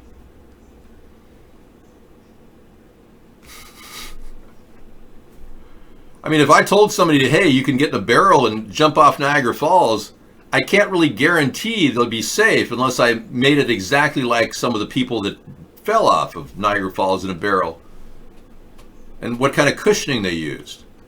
So everything has to be tested for safety. And in America in the old days, they had a U.S. testing laboratory. It sold out in early 2000, right after the 9/11 attack. It sold to a Swiss firm, the U.S. Testing Labs. I know that sounds hard to believe. Anyway, they're not testing anything, and when scientists who are testing these things call into the EPA, they get a yeah, whatever, click kind of response. So our own scientific community is not even being answered to by the EPA. You know, I don't really need you to hate being alive here. I need you to start thinking about positive stuff. So why don't you hang out for at least our evening of music tonight? Come to our Cove-Cella music thing. Yeah, I don't want you to be that down. Hey, you can hang out here with our show every night and have something to do. A lot of people, you'd be surprised, come into our show drunk or high or something just to watch it. Yeah, make this your hangout, man. I don't want you to feel like you don't want to live anymore. Yeah, so something like this, get some tonic water. Highly recommend tonic water in fighting this particular disease, if you have a disease. And this flu is beatable, folks. It doesn't hurt more than really, really old, compromised people. Don't believe everything you're hearing right now. You got a big tech guy? Really? Okay, Paul. Oh, it's a little morning video. Woohoo! Ladies and gentlemen, we're talking about the 5G conspiracy and why Daddy Muda is not exactly the happiest man in comparison. Oh, God. You know, there are so many people that are YouTube whores. I don't feature YouTube whores in the show, Paul. Yeah, anybody who wants to suck YouTube's dick, or whatever you want to call it, yeah, we don't allow that here. Oh, I'm sorry, did I say a bad word? Well, yeah. We just don't cater to the YouTube, AdSense people. Yeah, that's not our thing. Whenever they try to monetize me, it really is pathetic. I don't do this for money. I do this because I enjoy it. And to see people trying to profit on their YouTube channel to take on a weird theory, everybody knows 5G's untested, man. So you're really kind of wasting my time, Paul. Show me the testing that's been done on it that's accurate, and I can guarantee it causes cancer. So, okay, I'll take you to one of my expert ladies, and I'll give you a link you can watch, because I know you're just, dying to find out why you could die from this. No, we're not going to get a GoFundMe person. Nobody comes in here and gets rewarded for being suicidal, okay? That's not something we reward. But yeah, I did a great video last night from a woman who I believe is one of the best top experts in her field. From what I could gather, she's the expert. And boy, she's wonderful. 5G wireless radiation. It was a 4-year project in 12 groups in 7 European countries, well over $10 million of funding. And they were able to show a change in the structure of the DNA and the function of the genes that were damaged. So you got, from intermittent exposures, you got breaks in single and double strand DNA breaks, and you got them in human fibroblasts. Most interestingly, you got them in stem cells, but not in mature cells. So that indicates, as an example, the further complexity of what we're talking about here. One needs to specify the type of cell, the age, if you will, and many other components. This study done in 2006 was immediately subject to war games. So a lot of scientific uncertainty was manufactured about it. Igor Belyaev, about a year earlier, had reached the same conclusion, looking at a number of different studies that he had done at specific DNA repair genes, 53 beta and H2AX foci in human cells. Looking at human cells, he showed DNA damage. And with the GSM, which was then the most common exposure, He also showed that some frequencies damage all cell types, while other frequencies only damage a few. And again, we should never let the complexity of the science, which is real, prevent us from formulating reasonable public policy. Now, what we can say, again from earlier studies, is that exposure to radio frequency below the current safety limits has caused damage synergistically. And if you look at the graph on the right, you see that the black is the control cells that were exposed to a known chemical carcinogen. We know it causes cancer in animals, ethyl nitrosourea.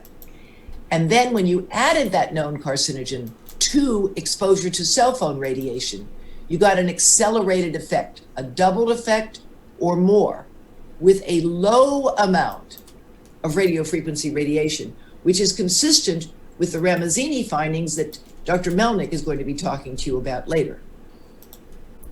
Talk about intense. The woman is absolutely brilliant. You guys, I'll give you the link.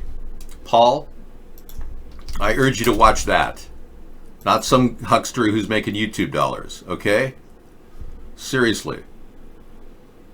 I urge you to start with a knowledge of the dangers before you enter into, oh, it's all just a lot of BS. Everyone's making everybody all worried about the 5G. No, there are no safety studies done by the EPA. They don't require it.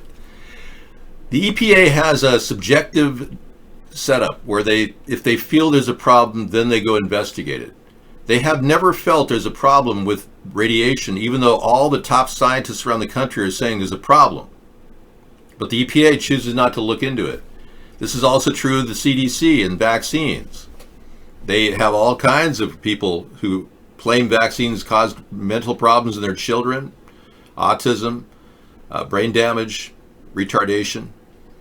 And oftentimes the parents who want to sue the CDC or the big pharma company that forced vaccinated their kid, they run into a wall created by the U.S. taxpayer. The CDC gets a fund of $60 million a year, and they've amassed billions of dollars in this legal fund that they can just draw from whenever somebody sues them. So what they do typically is countersue and try to scare the people away from suing because their kid's a retarded child due to an infection caused by vaccines. Then they have to prove it. Then the CDC has a different tactic. If the family has a good attorney and can stop them, the CDC then says, oh, okay, well, we can't countersue them. We'll just offer them $25 million. And they do that too. They give people settlements. So it never goes to court. And the vaccine companies are never called in to prove that they indeed have produced bad vaccines. Robert F. Kennedy Jr. just exposed this huge thing recently that no studies have been done for 30 years on various groups of vaccines that have been introduced into the market that were never even studied did a field study to see if it was safe. Interactions, synergistic reactions, etc., etc. So there's a lot of factors that are just being blown away by our bureaucratic, nonsensical departments. CDC, EPA, and FDA are all the kind of people we would be putting on a furlough. I'm going to use the economic brake pad concept and stop paying their salaries. Then I'm going to fire them all. Every one of them. We're going to hire new people that are working as watchdogs, and I'm going to be developing a thing called the Cancer Cure Center. Yeah, the Cancer Cure Center will be a plan to get 24/7 doctor teams working regular hours, mind you. They know they got to work graveyard shift. We're not paying them extra. They work regular hours, round the clock, working on plans to solve problems like building antibodies through tablet form. And many of you have taken antibiotics when you got the flu before, but you notice there's no talk of antibiotics right now. There's a lot of talk of chloroquine because Donald Trump talked about it and somebody overdosed on it and died. But there's no talk about the real benefit of antibiotics and erythromycin in treating any type of flu. This flu is no different. And doctors are getting beneficial results from erythromycin and a monitored dose of chloroquine. It's almost a guaranteed saving the patient kind of thing. So you know, the stats show that we can beat these viruses with natural means that are tablet form. No need for a vaccine, especially considering this particular virus is mutating with RNA, which is like a whipping whip of information going around mutating. There are supposedly over 40 varieties of the virus out there, but it's like any other virus. It can be kicked with your immune system. So instead of building immune systems, this guy who we've listened to is Dr. Fauci. He never even talks about building your immunity. He's never mentioned it at all. Yeah, not one mention of building immunity, which is very suspicious. The way to battle a flu virus outbreak is to start with building immunity. You can't do it any other way. Yeah, so we have a lot of criticism for what's going on right now. Now, your president doesn't care about what's going on because he's just a puppet. And I'm going to bring you a picture that'll show you exactly what I mean. This is a plane used by chemtrail delivery systems to drop heavy metals in the sky above us. These are all canisters of pressurized heavy metal solutions that mix with aromatic hydrocarbons, and they all work on a land system. Typically, these planes are 10 times more expensive than a standard plane. They're being used to spray chemicals around the globe, and they're literally being used right under our nose, in our nose, and Donald Trump is fully aware of them. He's not going to stop this because he's part of their program. He takes answers, he answers to them. He basically does whatever they tell him. So if you're looking for support from Trump here and getting back to work, he doesn't give a crap. Lady Liberty says take big doses of vitamin C and shaga mushroom, zinc, iodine, and more. Drink it every day. Thank you, Lady Liberty. You seem like a new person here. I've got a little cocktail I'm going to show you, I think you'll like, of things that have been recommended by top microbiologists in the natural realm. If you'll bear with me for a second. Here we go. And let me get rid of this background, this horrible background. I just can't stand looking at Donald Trump in the background. To think that he would allow this spraying above our heads is crazy. Okay, so here I am coming up with a great idea to make 5G safe, because clearly it's not safe. You haven't tested it for safety. Got a great idea to build this wonderful third party. That's true. Hang on.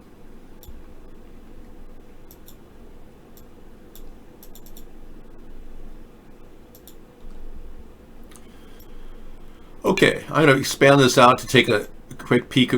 Now, this was various things that were recommended to us online by a microbiologist, a Harvard graduate, PhD. He said immunity boost. Now, this is my idea. This my portion is you got to get sun. That'll activate your vitamin D. So, and you may want to take vitamin D supplements. Vitamin A is important. Vitamin C, like you said, 2,000 milligrams. Zinc is really important. Garlic, ginger, and now it gets more complicated. Forcoscolin, calendula, birch bark extract, licorice root, and thieves oil. That's what he recommended. These are natural products that are at your health food store. Problem is, your health food store in some states is closed down. Yeah, they shut your health food store down. Sorry. Anyway, I'll leave it on the screen. You can look at it as it scrolls by, okay? Yeah. Health food is a non-essential item, according to some Nazi Americans who are telling people, that, no, you can't get health food. That's not good for you right now. It's a non-essential item. Fighting a flu and you don't get health food? I mean, what the hell? If I were president, I would be sending in a police officer. Actually, the National Guard would go in to arrest police officers that are ticketing you for getting health food.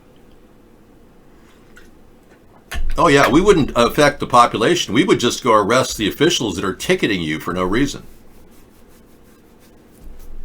No, I'm not David Soul's brother. Nope.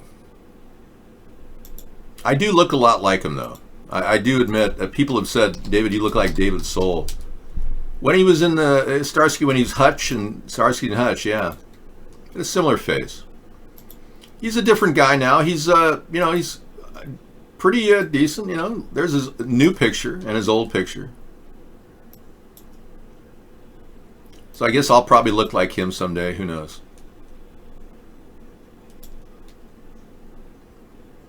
It's kind of uncanny in this area, and the eyebrows and the eyes were very similar. His eyes banked down like I have an uncle that looks like little like him.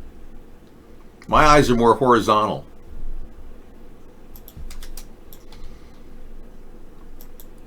I hope the shelter-in-place orders ends tomorrow, Norris gangster. Donald Trump said he's got a lot of heavy things to think about. This is a no-brainer for me.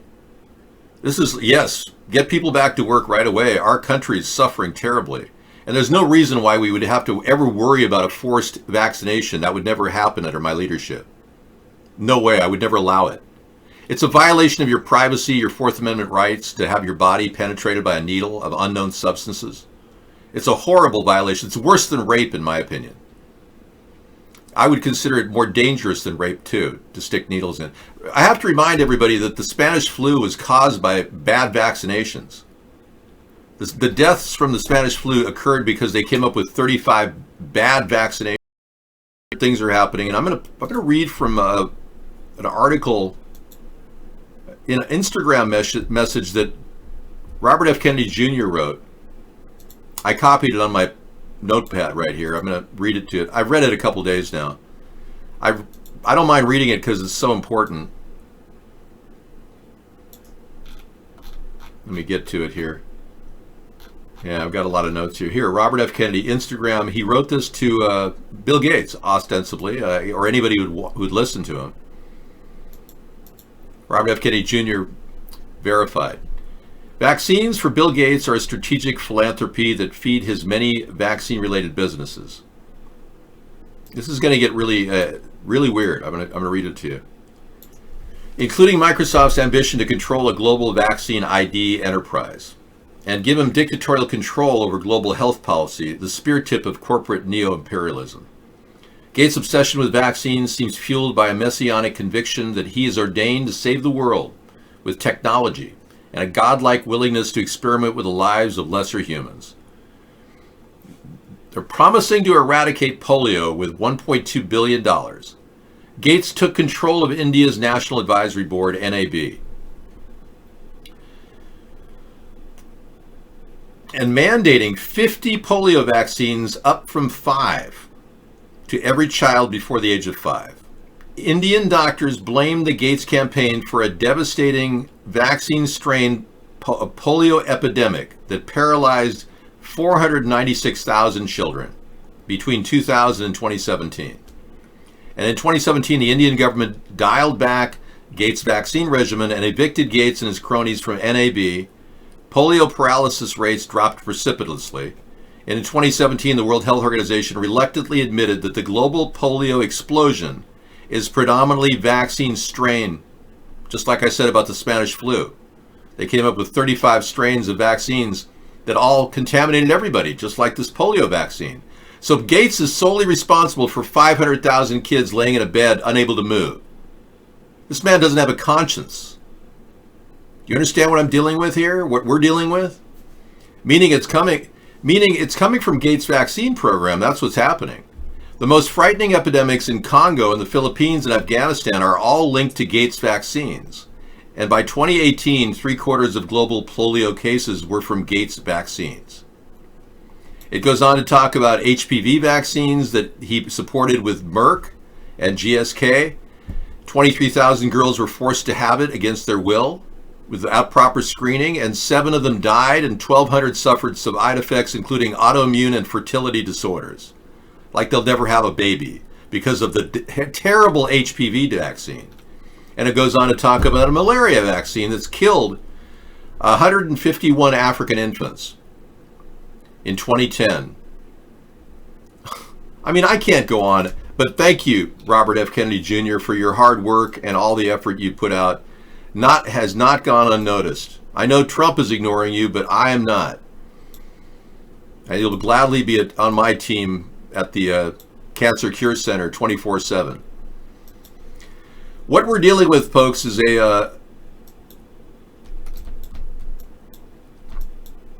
I'm here on D Live to do a show whenever I can. I'm not broadcasting. I'm here right now. We're on D Live too. We also have feed from various other sources.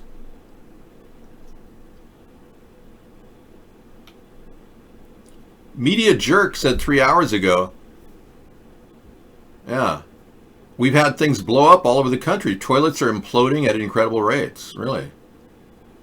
The plumbing industry will flourish, and those guys can really said their day has been crappy, yeah. You know, I don't know. Are you suffering from a lot of plumbing problems? This is the first I've heard of people suffering from plumbing problems. Okay, the whole SARS-CoV is the end of the big pharma industry. I hope you realize. Big pharma is freaking out, yeah. Big pharma pulled too big of a punch, and it's been essentially landing flat because the numbers of people dying are not actively growing. The New World Order overshot their target. Their target is to get all of us to be forced vaccinated. They need to somehow get Donald Trump to convince everybody that everybody's suffering and we're going to have to be forced vaccinated. And you know something? If Donald Trump comes out with that statement tomorrow or the next day, this country will light up like a Christmas tree of violence. And I'm not urging that to happen. I'm saying it's going to. There's no way around it. Nobody's going to put up with that crap. The New World Order overshot their target because they don't have their system in place. There's a 5G system, whatever they're putting up there, has a lot of other purposes. And I'm not blaming the 5G for anything right now other than it's unsafe and it's dangerous. We don't have any secure capability controlling it like my idea. This is my idea, okay? This is not something that's rolling out right now. They don't give a crap about field radiation around your head that could cause brain cancer. They don't have a clue. They don't even care. They just want to make money, and they want to put in a system that's so powerful it could probably take anybody out. With one little hit of an electric signal, it goes right through our brain, and we're like, yeah, could happen. How has COVID done more good than bad? That's just stupid. How can you even think that? Well, it has helped in many ways. You ultra-liberal people think that, oh, wow, you can see Los Angeles now. The sky's clear. Okay. I guess you're willing to put up with a little clean air as long as you get, raped and mugged and gang-stalked. Okay, I guess so. You'll be out there getting gang raped by various people, and all your home will be ransacked, and you'll be going, wow, the air is so clean.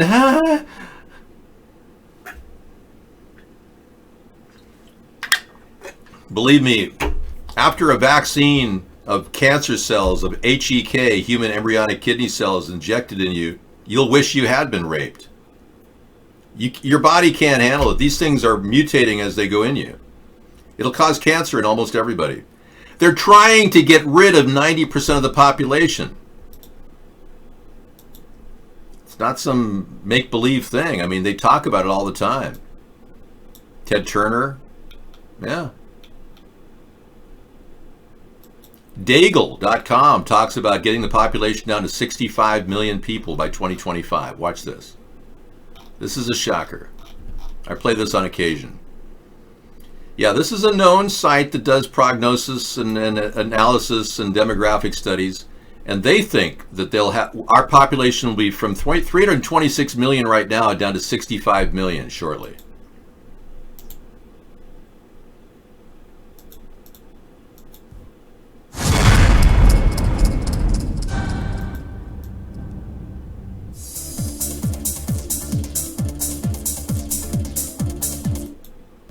.com has released an updated I knew this was coming. There were warnings. military inventory site. Deagle.com has released an updated United States 2025 forecast with an even lower population estimate at 65 million. This would mean 80% of the population would have to leave, die, or no longer be part of the United States within 10 years. Deagle.com has been estimating a massive population reduction and economic collapse for the U.S. for years, but it was not until fall 2014 when conspiracy theorists caught on and blew up the story. With archive.org, you can view what the site has broadcasted for the last few years. In late 2008, when they first revealed forecasts, they showed an increase in U.S. population from 304 to 323 million by 2017, with a slight reduction in GDP. In 2009, however, their prediction was changed to a 2020 date, with a population reduction of 11% to 271 million and a GDP down 70%. The forecast trend continued, but by March 2012, the forecast switched to a 2025 date with another great leap in population reduction estimate to 187 million. Last year, they forecasted 69 million people and less than $1 trillion in GDP. This update, which happened within the last 10 days, further reduced population and GDP. Other Western nations are affected, but not to the extent of the United States. Russia has an estimated population reduction, but an increase in GDP. Just 10 days ago, Japan and Germany were updated with a massive population reduction forecast. Since last year, Diego does now provide a response to criticism. See the links in the description.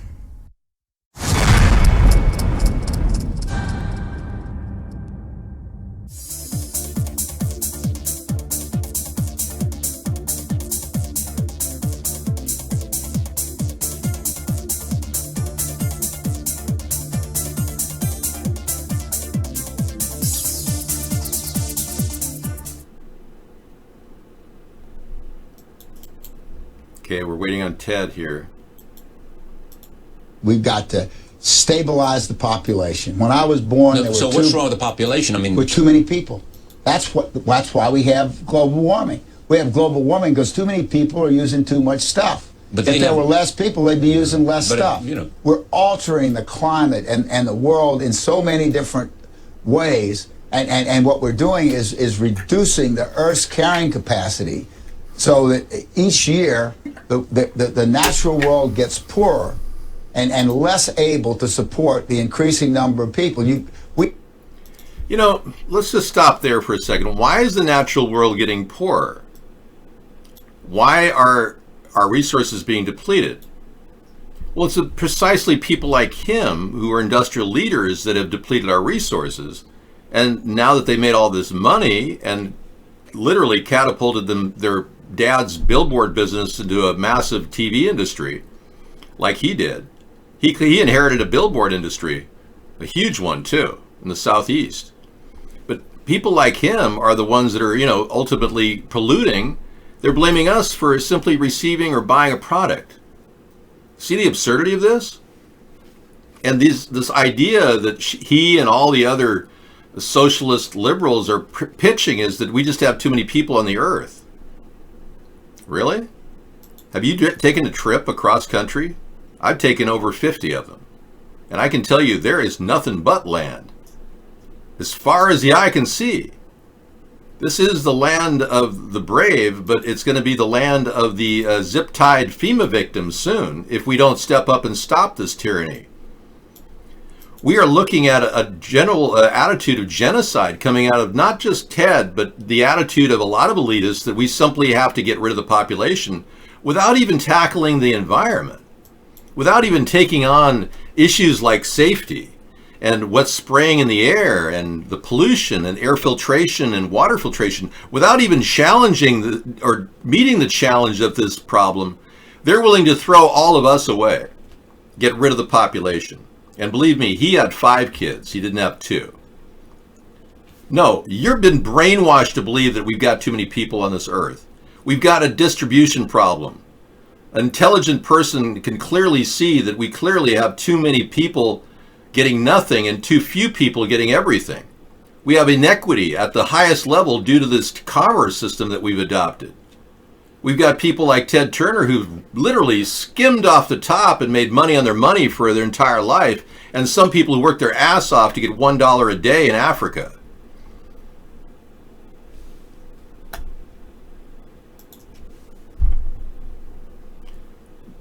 People stop moving, pollution goes away.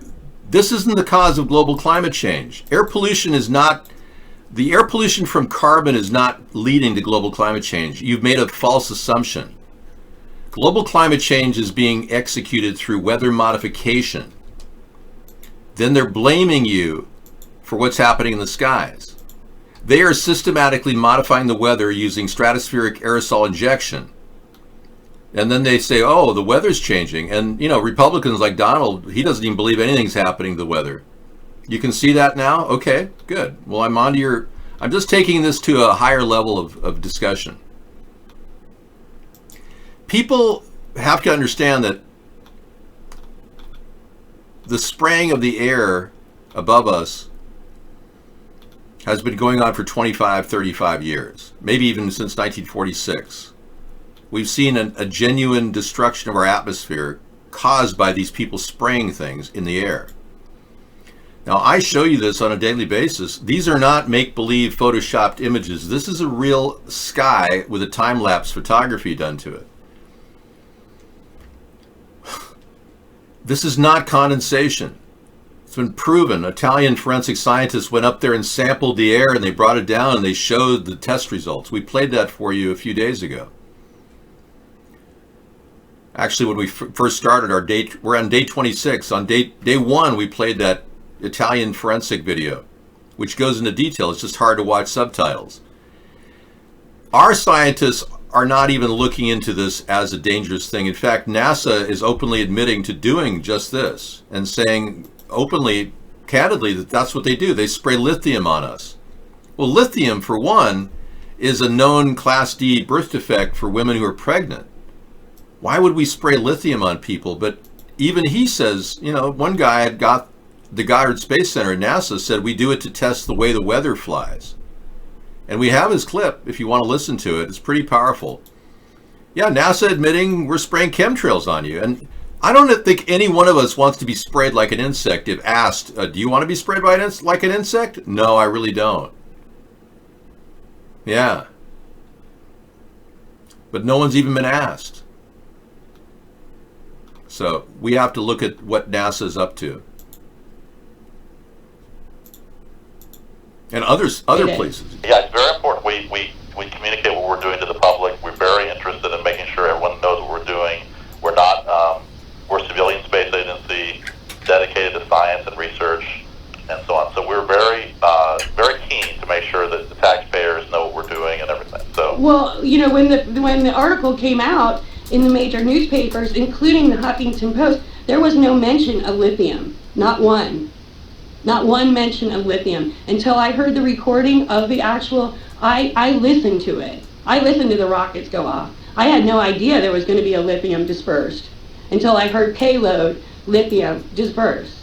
Right, there was lithium dispersed, and I'd be happy to talk to you about it. I think you might be under some misconceptions about what we're doing, but I'm happy to tell you any details that you need. Well, I know that it says in your article that you're doing it for communications. Okay, I'm happy to talk to you more about it. There are many reasons we're doing it. Okay.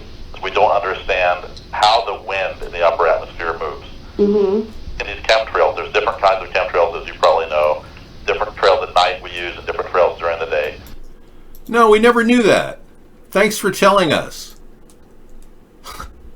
Anyway, they're spraying very dangerous heavy metals in the atmosphere. That's what's causing weather changes. So if you're a Democrat and you're wondering, gee, climate change doesn't seem to be, catching on, with a lot of Republicans. Well, a lot of Republicans take the exact opposite. They say, no, nothing's happening to the air. Nothing's happening to the weather either, even though it's clearly happening. But the Republicans have a good point, too. They think that the weather is going colder. And it's true. We are heading toward what is called an ice age. And the alignment with the Earth and the Milky Way and the Sun has changed dramatically over the past 250 years. But we're in the first 50 years of what could potentially be the beginning of an ice age over a 25,000 year period. So every 25,000 years on Earth, we know that ice ages occur, and there's polar shifts in the sun that go on every 11 years. There is also a polar shift that could go on that predicts a possible ice age. So we're concerned that in 25,000 years, since we're only about at the beginning of this doorway, about 200 years from now, there will be an ice age, or the beginning of an ice age. But we're not even at the beginning. But what they're doing is trying to engineer climate change so rapidly that we change politically. And if their end game is to get us to stop using carbon and sit at home and suck our thumbs and wait for them to come by and vaccinate us, I'm afraid they lost the whole concept of what an economy is for. You see, the people that have profited from the economy have rigged it so that they can print up their own money whenever they need it. They don't have to work for it. So you people that work for it could, in their minds, be replaced by robots. And there's nothing really stopping them from doing that. So now that they have that ability, they just have to get rid of you and I. So we're really their obstacle, just living here on Earth. So what these people are essentially are genocidal maniacs. That's the best way to describe them. And who are they? Well, you could, like I said, you could go into the background of the Illuminati and its sources and why they are doing this. Allegedly, the Rothschilds are at the core of this. They did put together the Balfour Declaration, which inspired Hitler to kill all those Jewish people, and they would never want to say that. But the Balfour Declaration was actually not Hitler's. Hitler was a supporter of the Balfour Declaration that the Rothschilds created. The Rothschilds funded Adolf Hitler, much like they're funding Donald Trump right now. So they own Russia, they own China, they're trillionaires. They don't even think about billions. And they have these agendas that fit very nicely into this little package of chemtrails, 5G, vaccines, and RFID. These things that are bouncing around the screen right now could easily disable every one of you, eliminating your ability to defend yourself even if you had guns. So this plan is designed to turn the human race into subjugates and slaves. And they will do exactly that. Even George H.W. Bush said, it's a new world order. 1,000 points of light. When we succeed, and we will. I mean, what the hell? These people have such an ego, you can't even describe what they think they're going to do. They want to uproot these things right here. Can you believe that?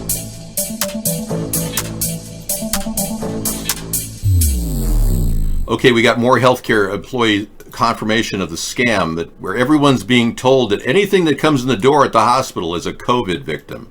Here we go. Whistleblowers are reporting when patients are in 2 hospitals. I work in DI. If they have any respiratory issues, we are ordered to put COVID on the death certificate. These patients were never even tested for the virus. Cancer, trauma, blood loss deaths. They're all told to put COVID on the test certificate. I even showed you that. Yeah. The CDC document right here has it. And there are dozens of other statements like this. Let that sink in. Yeah, totally.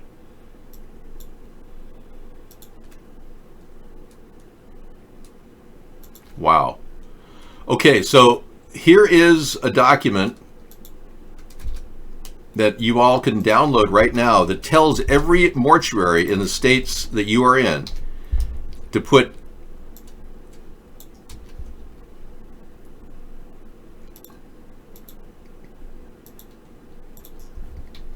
every document. This is a document that from the CDC that tells every state they have to write COVID deaths on the death certificate. This is the actual document.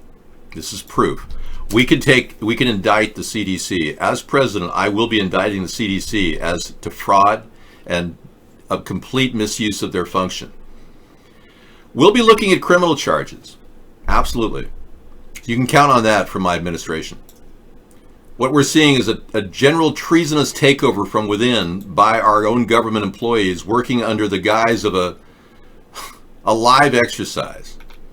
Now, I'll close with these very weird statements from Donald Trump because I think everyone needs to know what we're dealing with here. A man who simply likes money is easily manipulated.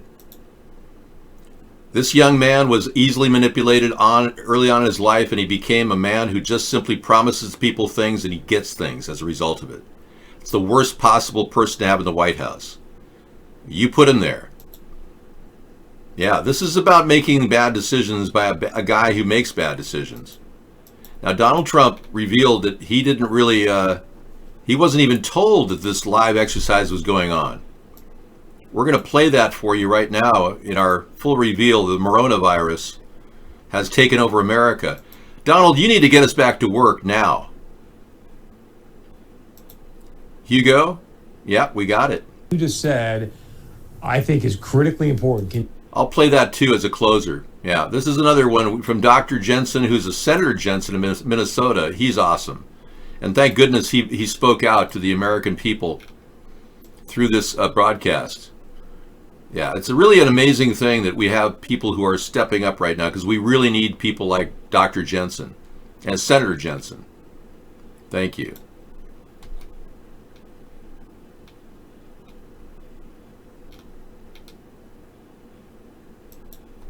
Here we go.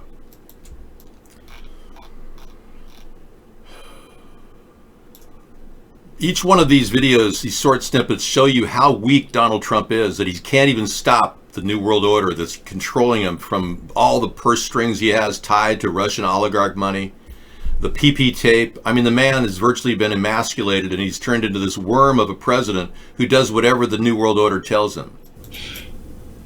Let me show you this.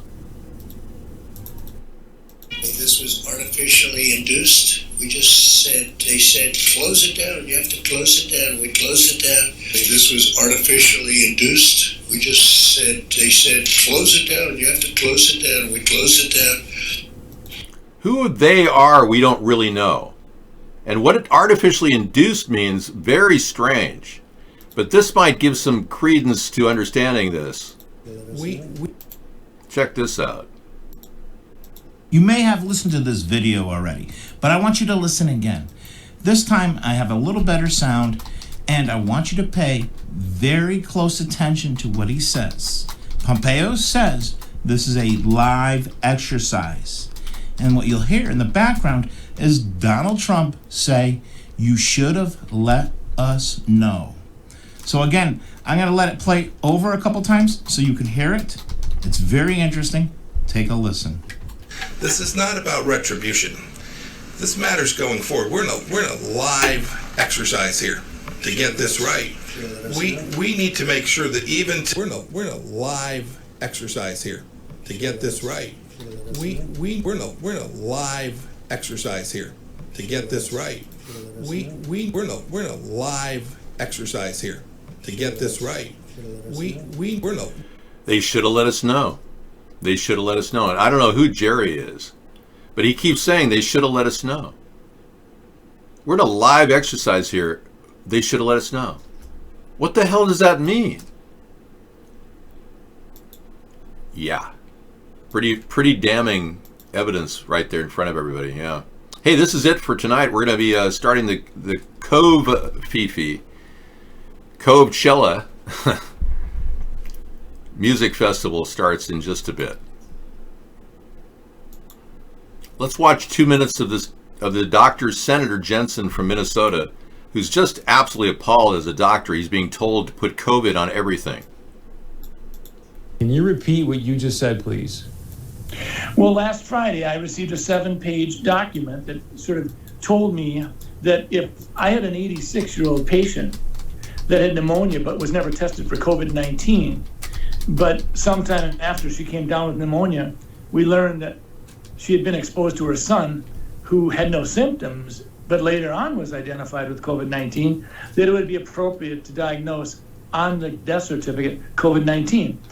Now, we've not done that. If someone has the pneumonia and it's in the middle of a flu epidemic, and I don't have a test on influenza, I don't diagnose influenza on the death certificate. I will say this elderly patient died of pneumonia.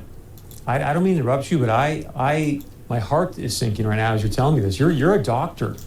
Why in the world would they be sending you out information to fill out death certificates, whether the person's been diagnosed with COVID-19 or not, but then to say in the death certificate this person's death was caused by COVID-19? That does not sound right to me.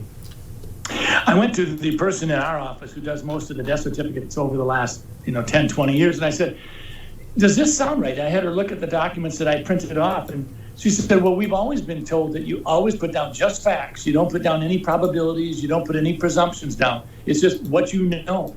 And so this is concerning. And it actually gets to your point, Chris, when we start talking about the data that goes into the modeling, we have to ask ourselves a question. Are we being forthright? Are we sharing with the public? Minnesota, North Dakota, we don't need to be having it sugar-coated. We want to know what's going into your modeling. So with that being said, why would they want to skew the number of deaths due to COVID-19? Well, fear is a great way to control people, and I worry about that. I worry that sometimes we're so darn interested in just jazzing up the fear factor. Yeah, that's the factor right there, the fear factor. Okay, that's the word on the street is all these COVID-19 deaths, most of them are jacked up statistics.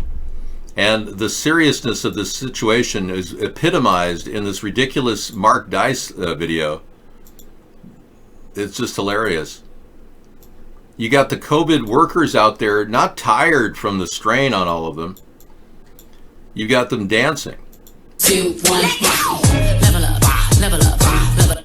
I'm not going to play this right now, but how absurd. And then we have video footage from Elmhurst, the hospital, actually Central Park Hospital. We've got video footage. We'll be playing a little bit later. Let's see if I can pull that up right now. Yeah, video footage of empty space in Central Park Hospital, the morgue that they created. Nobody's there. It's like an empty ghost town. Only a couple crisis actors are outside. It's almost bizarre how everything cleared out. So they're making it seem like the media is saying, oh, this is like an Iraq war zone. Well, not what we're seeing.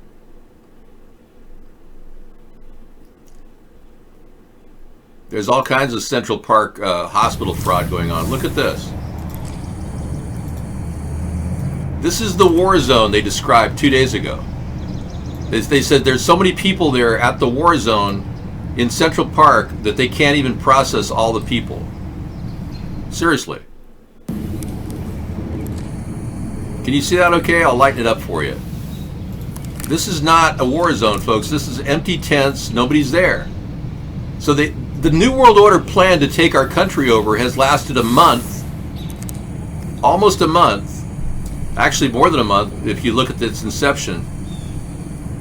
And they can't even hire enough crisis actors to make it look like it's busy. This is a net fail for the New World Order and a big win for America. Now, if you're one of those people that is tired of the Democrats because they're too liberal, they're leaning way too left on a lot of issues, come on into the center. If you're a Republican that's concerned about your rights, your Fourth Amendment rights, and Donald Trump claiming that he's going to force vaccinate people, I will never force vaccinate people. I will never take away or nullify your weapons and its ability to function, to defend yourself. I won't allow the 5G network or any network to be amped up so it could be dangerous and unsafe. And I will stand behind your First Amendment right to protest even me. Seriously. So if we don't get back to a credible governance by intelligent people like myself, and I'm sure there are a lot of people that can help contribute to our effort to bring back America, but we're right now ready for resuscitation. We've had too much of a corrupt president, and he can't leave soon enough. He really can't. He should resign, but I urge him to pick me as a vice president before he resigns. Do what Nixon did. But instead of picking a crony like Gerald Ford, pick a guy that represents the American people. Pick me, Donald. And I'll help this country get this country back on track. Don't sit around and act like Dr. Fauci or Dr. Birx knows what they're talking about. They represent big pharma and a big arm of the New World Order that wants to take over our rights in America. And you're doing this to us, you'll be known as the worst president in history. You really want to be known as the worst president in history? Stand up to them. If they have any kind of dirt on you, just let it go. Let it fly. It couldn't be any worse than being impeached. So this way you could at least hold up self-esteem knowing that you're doing the right thing for the American people and not sucking up to the New World Order. So I urge you, Donald, do the right thing and get our country back running this week, tomorrow. Start it up again. This is absurd. There's no evidence whatsoever that shutting an economy off is going to help stop a virus. The Swedish model has done so well that I mean, you can't even describe the Swedish model's success because they've taken on immigrants on top of it. And yes, they've got a problem in their area, but they're still working. Their economy is still rolling along just fine. All right, thank you.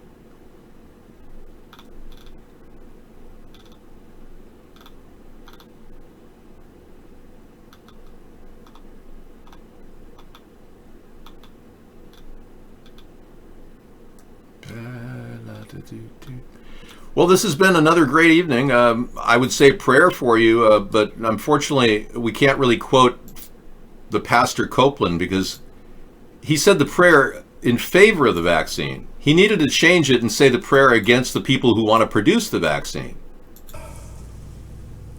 I execute judgment on you, COVID-19. I execute judgment on you, Satan, you destroyer, you killer. You get out, we break your power, you get off this nation. I demand judgment on you. I demand a vaccination to come immediately. Yes. I don't. You can't get a vaccination for something with a mutating RNA S chain. It's impossible. There's 40 different variants of this out there. If you are a type O blood, you're more resistant to a flu like this. If you're AB, you're more likely to get it. If you're a woman, you're less likely to get it than a man. The men are more likely to die from it too. These things are not being told to the American people. We need to get that out. That's what we need to say a prayer for. Awareness. Say a prayer for awareness, everybody. And on that note, I'm going to sign off. Take care. Enjoy the evening tonight. We got a lot of music playing and fun stuff. Enjoy. And all into tomorrow morning, too. 11 a.m. to 5. We'll bring you more of the Coachella Music Festival. America is ready for a change. A third party is the change we need. Accountability in government, term limits for Congress, media verification, and a fresh approach to fixing our environment. We need a new direction for our nation. Join us in the middle of the political spectrum for our nightly commentary and discussion at America's Third Party.